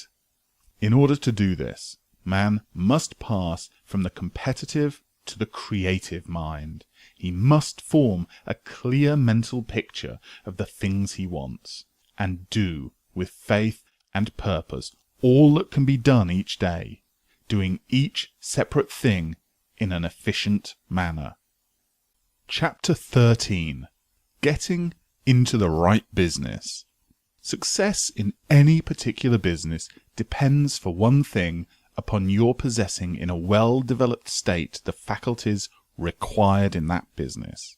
Without good musical faculty, no one can succeed as a teacher of music. Without well-developed mechanical faculties, no one can achieve great success in any of the mechanical trades. Without tact and commercial faculty, no one can succeed in mercantile pursuits. But to possess, in a well-developed state, the faculties required in your particular vocation does not ensure getting rich. There are musicians who have remarkable talent, yet who remain poor. There are blacksmiths, carpenters, and so on, who have excellent mechanical ability, but who do not get rich. And there are merchants with good faculties for dealing with men who nevertheless fail. The different faculties are tools. It is essential to have good tools, but it is also essential that the tools should be used in the right way. One man can take a sharp saw, a square, a good plane, and so on, and build a handsome article of furniture.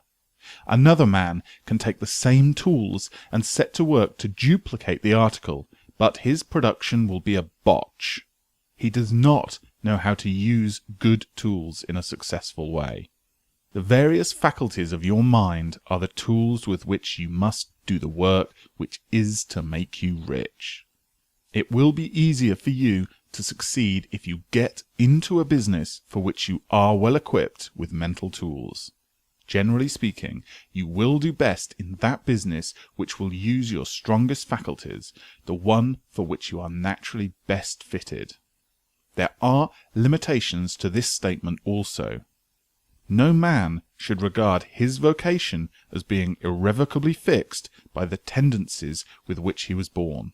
You can get rich in any business, for if you have not the right talent, you can develop that talent. It merely means that you will have to make your tools as you go along, instead of confining yourself to the use of those with which you were born. It will be easier for you to succeed in a vocation for which you already have the talents in a well-developed state. But you can succeed in any vocation, for you can develop the rudimentary talent, and there is no talent of which you have not at least the rudiment. You will get rich, most easily in point of effort, if you do that for which you are best fitted. But you will get rich most satisfactorily if you do that which you want to do. Doing what you want to do is life, And there is no real satisfaction in living if we are compelled to be forever doing something which we do not like to do and can never do what we want to do. And it is certain that you can do what you want to do. The desire to do it is proof that you have within you the power which can do it. Desire is a manifestation of power. The desire to play music is the power which can play music, seeking expression and development. The desire to invent mechanical devices is the mechanical talent seeking expression and development. Where there is no power, either developed or undeveloped, to do a thing, there is never any desire to do that thing. And where there is strong desire to do a thing, it is certain proof that the power to do it is strong and only requires to be developed and applied in the right way. All things being equal, it is best to select the business for which you have the best developed talent. But if you have a strong desire to engage in any particular line of work, you should select that work as the ultimate end at which you aim. You can do what you want to do, and it is your right and privilege to follow the business or vocation which will be most congenial and pleasant.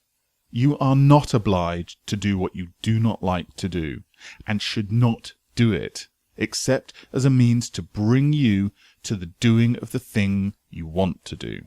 If there are past mistakes whose consequences have placed you in an undesirable business or environment, you may be obliged for some time to do what you do not like to do, but you can make the doing of it pleasant by knowing that it is making it possible for you to come to the doing of what you want to do.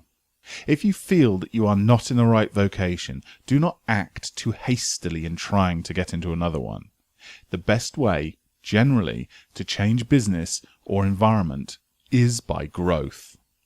Do not be afraid to make a sudden and radical change if the opportunity is presented, and you feel after careful consideration that it is the right opportunity.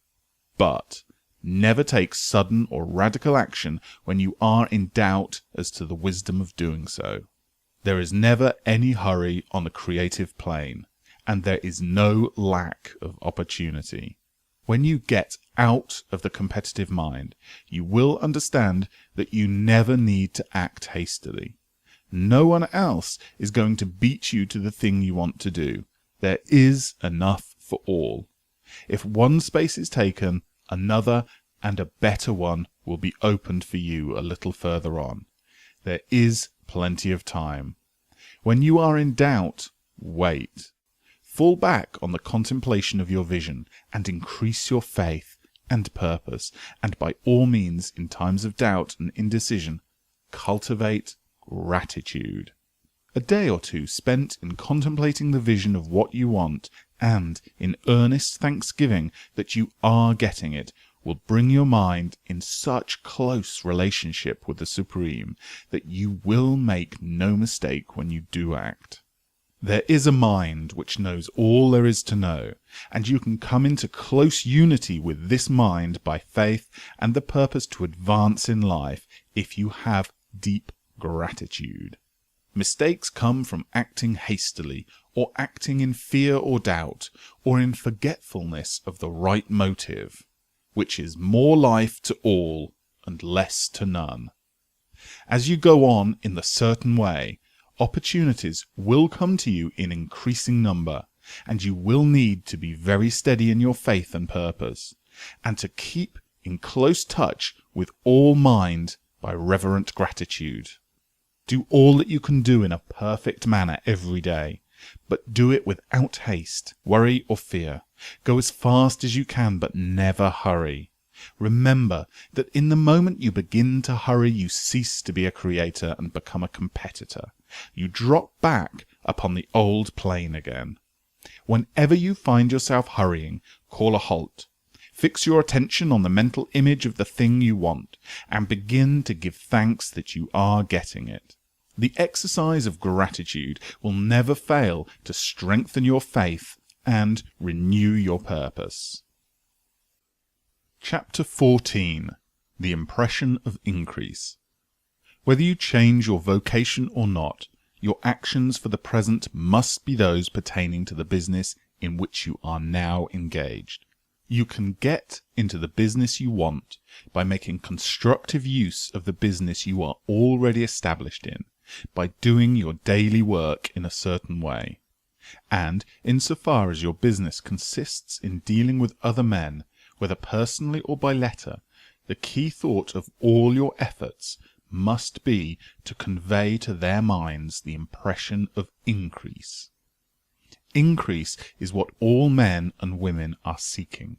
It is the urge of the formless intelligence within them, seeking fuller expression. The desire for increase is inherent in all nature. It is the fundamental impulse of the universe.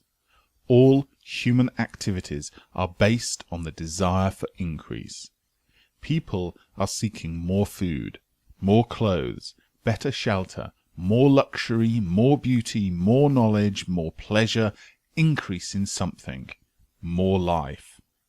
Every living thing is under this necessity for continuous advancement. Where increase of life ceases, dissolution and death set in at once. Man instinctively knows this, and hence is forever seeking more. This law of perpetual increase is set forth by Jesus in the parable of the talents. Only those who gain more retain any. From him who hath not shall be taken away even that which he hath. The normal desire for increased wealth is not an evil or reprehensible thing. It is simply the desire for more abundant life in its aspiration. And because it is the deepest instinct of their natures, all men and women are attracted to him who can give them more of the means of life. And because it is the deepest instinct of their natures, all men and women are attracted to him who can give them more of the means of life. In following the certain way as described in the foregoing pages, you are getting continuous increase for yourself, and you are giving it to all with whom you deal. You are a creative centre from which increase is given off to all. Be sure of this, and convey assurance of the fact to every man, woman, and child with whom you come into contact. No matter how small the transaction, even if it be only the selling of a stick of candy to a little child, put into it the thought of increase, and make sure that the customer is impressed with this thought. Convey the impression of advancement with everything you do, so that all people shall receive this impression that you are an advancing man, and that you advance all those who deal with you, even to the people whom you meet in a social way, without any thought of business, and to whom you do not try to sell anything. Give the thought of increase. You can convey this impression by holding the unshakable faith that you yourself are in the way of increase, and by letting this faith inspire, fill, and permeate every action. Do everything that you do in the firm conviction that you are an advancing personality, and you are giving advancement to everybody. Feel that you are getting rich, and that in doing so you are making others rich, and conferring benefits on all. Do not boast or brag of your success, or talk about it unnecessarily. True faith is never boastful. Whenever you find a boastful person, you find one who is secretly doubtful and afraid. Simply feel the faith and let it work out in every transaction. Let every act and tone and look express the quiet assurance that you are getting rich, that you are already rich. Words will not be necessary to communicate this feeling to others. They will feel the sense of increase when in your presence, and will be attracted to you again. You must so impress others that they will feel that in associating with you they will increase for themselves, See that you give them a use value greater than the cash value you are taking from them. Take an honest pride in doing this, and let everybody know it, and you will have no lack of customers. People will go where they are given increase, and the Supreme, which desires increase in all, and which knows all, will move towards you men and women who have never heard of you. Your business will increase rapidly, and you will be surprised by the unexpected benefits which will come to you. You will be able from day to day to make larger combinations, secure greater advantages, and to go on into a more congenial vocation if you desire to do so. But doing all this, you must never lose sight of your vision of what you want, or your faith and purpose to get what you want. Let me here give you another word of caution in regard to motives. Beware of the insidious temptation to seek for the power of other men. Nothing is so pleasant to the uninformed or partially developed mind as the exercise of power or domination over others. The desire to rule for selfish gratification has been the curse of the world. For countless ages the kings and lords have drenched the earth with their blood in battles to extend their dominations, not to seek more life for all, but to get more power for themselves. Today, the main motive in the business and industrial world is the same. Men marshal their armies of dollars and lay waste the lives and hearts of millions in the same mad scramble for power over others. Commercial kings, like political kings, are imprisoned by the lust for power. Jesus saw this in the desire for mastery, the moving impulse of that evil world he sought to overthrow. Read the 23rd chapter of Matthew and see how he pictures the lust of the Pharisees to be called master, to sit in the high places, to domineer over others, and to lay burdens on the backs of the less fortunate. And note how he compares this lust for domination with the brotherly seeking for the common good to which he calls his disciples. Look out for the temptation to seek for authority, to become a master, to be considered as the one who is above the common herd, to impress others by lavish display, and so on. The mind that seeks for mastery over others is the competitive mind, and the competitive mind is not the creative one. In order to master your environment and your destiny, it is not at all necessary that you should rule over your fellow men, and indeed, when you fall into the world's struggle for high places, you begin to be conquered by fate and environment, and your getting rich becomes a matter of chance and speculation. Beware of the competitive mind. No better statement of the principle of creative action can be formulated than the favourite declaration of the late Golden Rule Jones of Toledo. What I want for myself, I want for everybody. Chapter 15. The Advancing Man. What I have said in the last chapter applies as well to the professional man and the wage earner as to the man who is engaged in mercantile business. No matter whether you are a physician, a teacher, or a clergyman, if you can give increase of life to others and make them sensible of the fact, they will be attracted to you, and you will get rich. The physician who holds the vision of himself as a great and successful healer, and who works towards the complete realization of that vision with faith and purpose, as described in former chapters, will come into such close touch with the source of life that he will be phenomenally successful. Patients will come to him in throngs. No one has a greater opportunity to carry into effect the teachings of this book than the practitioner of medicine. It does not matter to which of the various schools he may belong, for the principles of healing is common to all of them, and may be reached by all alike. The advancing man in medicine, who holds to a clear mental image of himself as successful, and who obeys the laws of faith, purpose, and gratitude, will cure every curable case he undertakes, no matter what remedies he may use. In the field of religion, the world cries out for the clergyman who can teach his hearers the true science of abundant life. He who masters the details of the science of getting rich, together with the allied sciences of being well, of being great, and of winning love, and who teaches these details from the pulpit, will never lack for a congregation. This is the gospel that the world needs.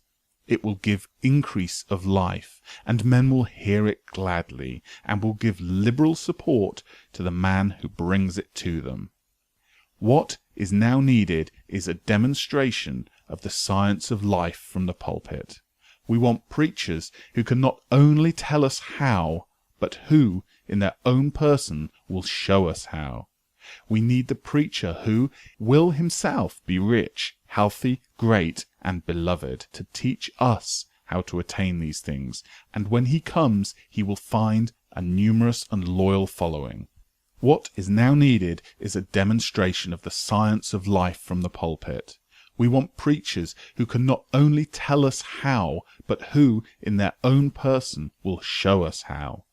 We need the preacher who will himself be rich, healthy, great, and beloved, to teach us how to attain these things, and when he comes, he will find a numerous and loyal following. The same is true of the teacher who can inspire the children with the faith and purpose of the advancing life. He will never be out of a job, and any teacher who has this faith and purpose can give it to his pupils. He cannot help giving it to them if it is a part of his own life and practice. What is true of the teacher, preacher, and physician is true of the lawyer, dentist, real estate man, insurance agent, and everybody. The combined mental and personal action I have described is infallible. It cannot fail. Every man and woman who follows these instructions steadily, perseveringly, and to the letter will get rich. The law of the increase of life is as mathematically certain in its operation as the law of gravitation. Getting rich is an exact science. The wage earner will find this as true of his case as of any of the others mentioned. Do not feel that you have no chance to get rich because you are working where there is no visible opportunity for advancement, where wages are small and the cost of living high.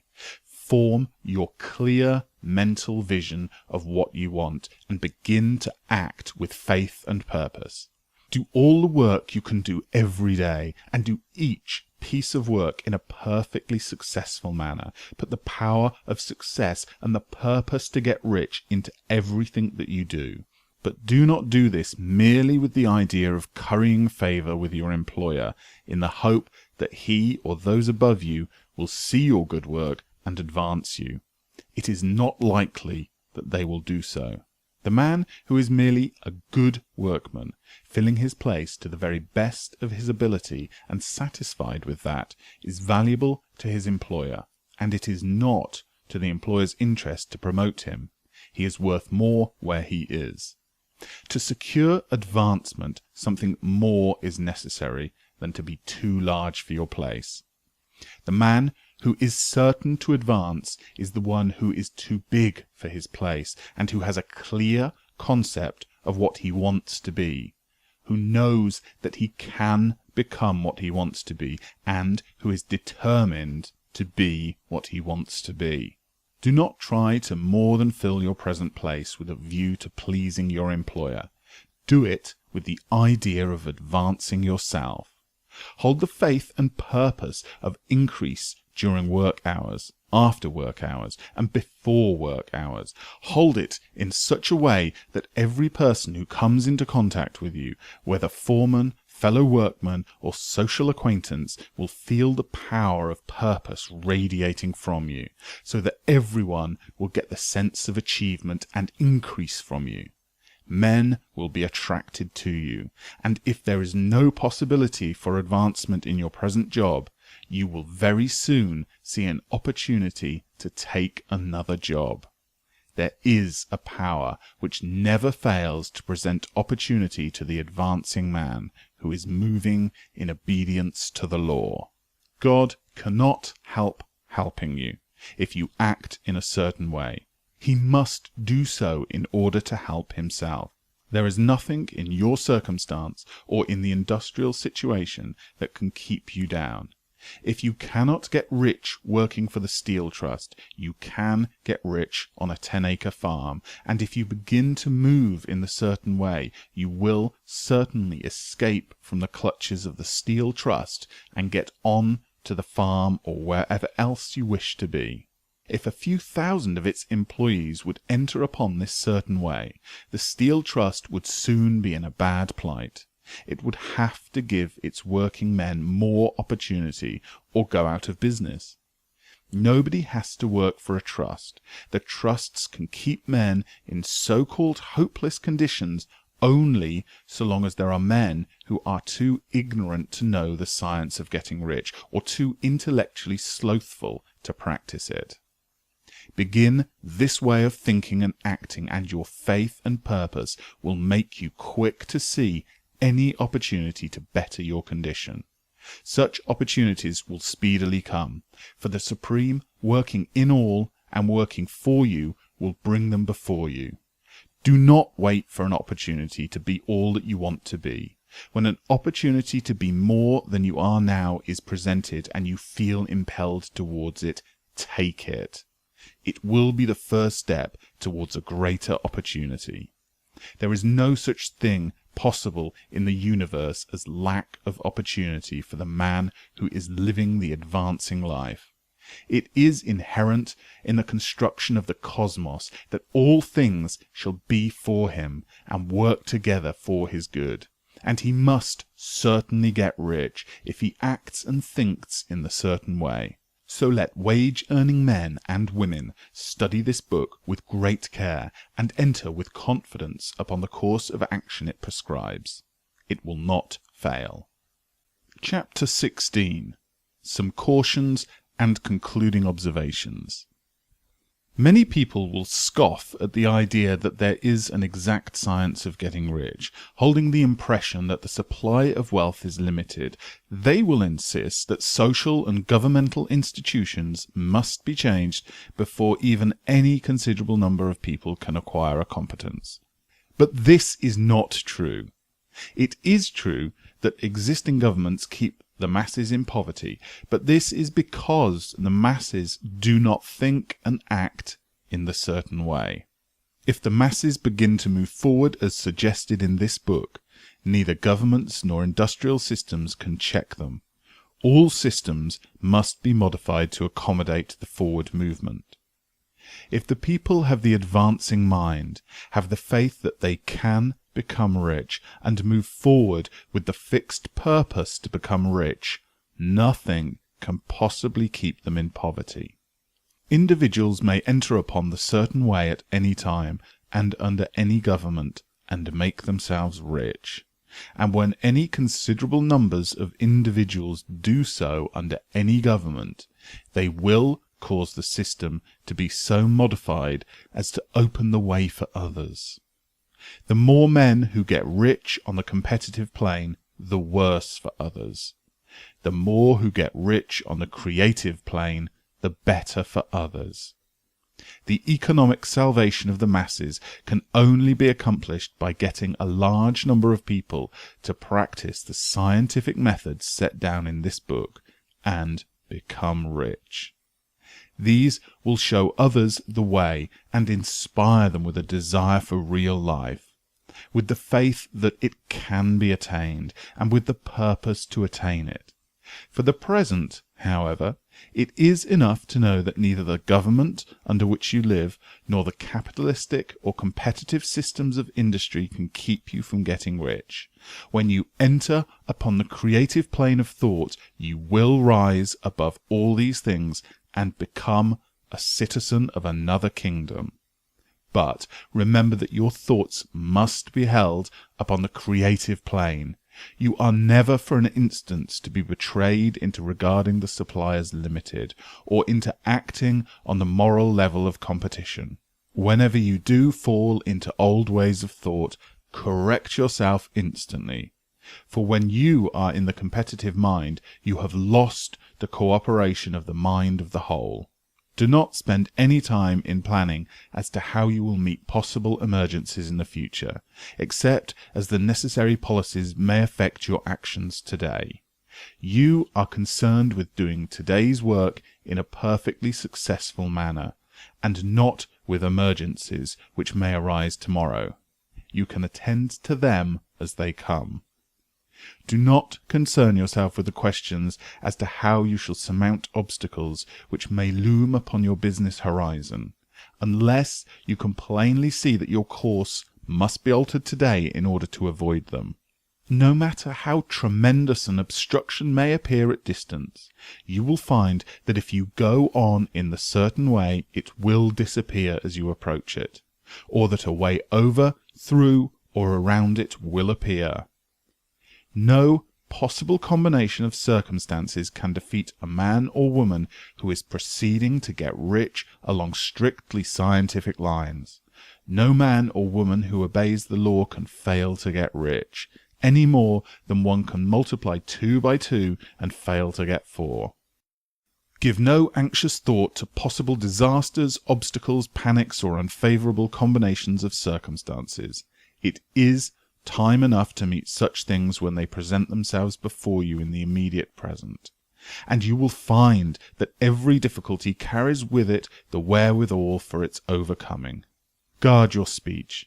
Never speak of yourself, your affairs, or of anything else in a discouraged or discouraging way. Never admit the possibility of failure, or speak in a way that infers failure as a possibility. Never speak of the times as being hard, or of business conditions as being doubtful. Times may be hard and business doubtful for those who are on the competitive plane, but they can never be so for you. You can create what you want, and you are above fear. When others are having hard times and poor business, you will find your greatest opportunities. Train yourself to think of and look upon the world as something which is becoming, which is growing, and to regard seeming evil as being only that which is underdeveloped. Always speak in terms of advancement. To do otherwise is to deny your faith, and to deny your faith is to lose. Never allow yourself to feel disappointed. You may expect to have certain things at a certain time, and not get it at that time, and this will appear to you like failure. But if you hold to your faith, you will find that the failure is only apparent. Go on in the certain way, and if you do not receive that thing, you will receive something so much better that you will see that the seeming failure was really a great success. A student of this science had set his mind on making a certain business combination, which seemed to him at the time to be very desirable, and he worked for some weeks to bring it about. When the crucial time came, the thing failed in a perfectly inexplicable way. It was as if some unseen influence had been working secretly against him. He was not disappointed. On the contrary, he thanked God that his desire had been overruled, and went steadily on with a grateful mind. In a few weeks an opportunity so much better came his way that he would not have made the first deal on any account, and he saw that a mind which knew more than he knew had prevented him from losing the greater good by entangling himself with the lesser. That is the way that every seeming failure will work out for you, if you keep your faith, hold your purpose, and have gratitude, and do every day all which can be done that day, doing each separate act in a successful manner. When you make a failure, it is because you have not asked for enough. Keep on, and a larger thing than you were seeking will certainly come to you. Remember this. You will not fail because you lack the necessary talent to do what you wish to do. If you go on as I have directed, you will develop all the talent that is necessary to the doing of your work. It is not within the scope of this book to deal with the science of cultivating talent, but it is as certain and simple as the process of getting rich. However, Do not hesitate or waver for fear that when you come to any certain place you will fail for lack of ability. Keep right on, and when you come to that place the ability will be furnished to you. The same source of ability which enabled the untaught Lincoln to do the greatest work in government ever accomplished by a single man is open to you. You may draw upon all the mind there is for the wisdom to use in meeting the responsibilities which are laid upon you. Go on in full faith. Study this book. Make it your constant companion until you have mastered all the ideas contained in it. While you are getting firmly established in this faith, you will do well to give up most recreations and pleasures, and to stay away from places where ideas conflicting with these are advanced in lectures or sermons. Do not read pessimistic or conflicting literature, or get into arguments upon the matter. Do very little reading outside of the writers mentioned in the preface. Spend most of your leisure time in contemplating your vision, and in cultivating gratitude, and in reading this book. It contains all you need to know of the science of getting rich, and you will find all the essentials summed up in the following chapter. Chapter 17. Summary of the Science of Getting Rich. There is a thinking stuff from which all things are made, and which, in its original state, permeates, penetrates, and fills the inner spaces of the universe. A thought in this substance produces the thing that is imagined by the thought. Man can form things in his thought, and by impressing his thoughts upon formless substance, can cause the thing he thinks about to be created. In order to do this, man must pass from the competitive to the creative mind. Otherwise, he cannot be in harmony with the formless intelligence, which is always creative and never competitive in spirit. Man may come into full harmony with the formless substance by entertaining a lively and sincere gratitude for the blessing it bestows upon him. Gratitude unifies the mind of man with the intelligence of substance, so that man's thoughts are received by the formless. Man can remain upon the creative plane only by uniting himself with the formless intelligence through a deep and continuous feeling of gratitude. Man must form a clear and definite mental image of the things he wishes to have, to do, or become, and he must hold this mental image in his thoughts while being deeply grateful to the Supreme that all his desires are granted to him. The man who wishes to get rich must spend his leisure hours in contemplating his vision, and in earnest thanksgiving that the reality is being given to him. Too much stress cannot be laid on the importance of frequent contemplation of the mental image, coupled with the unwavering faith and devout gratitude.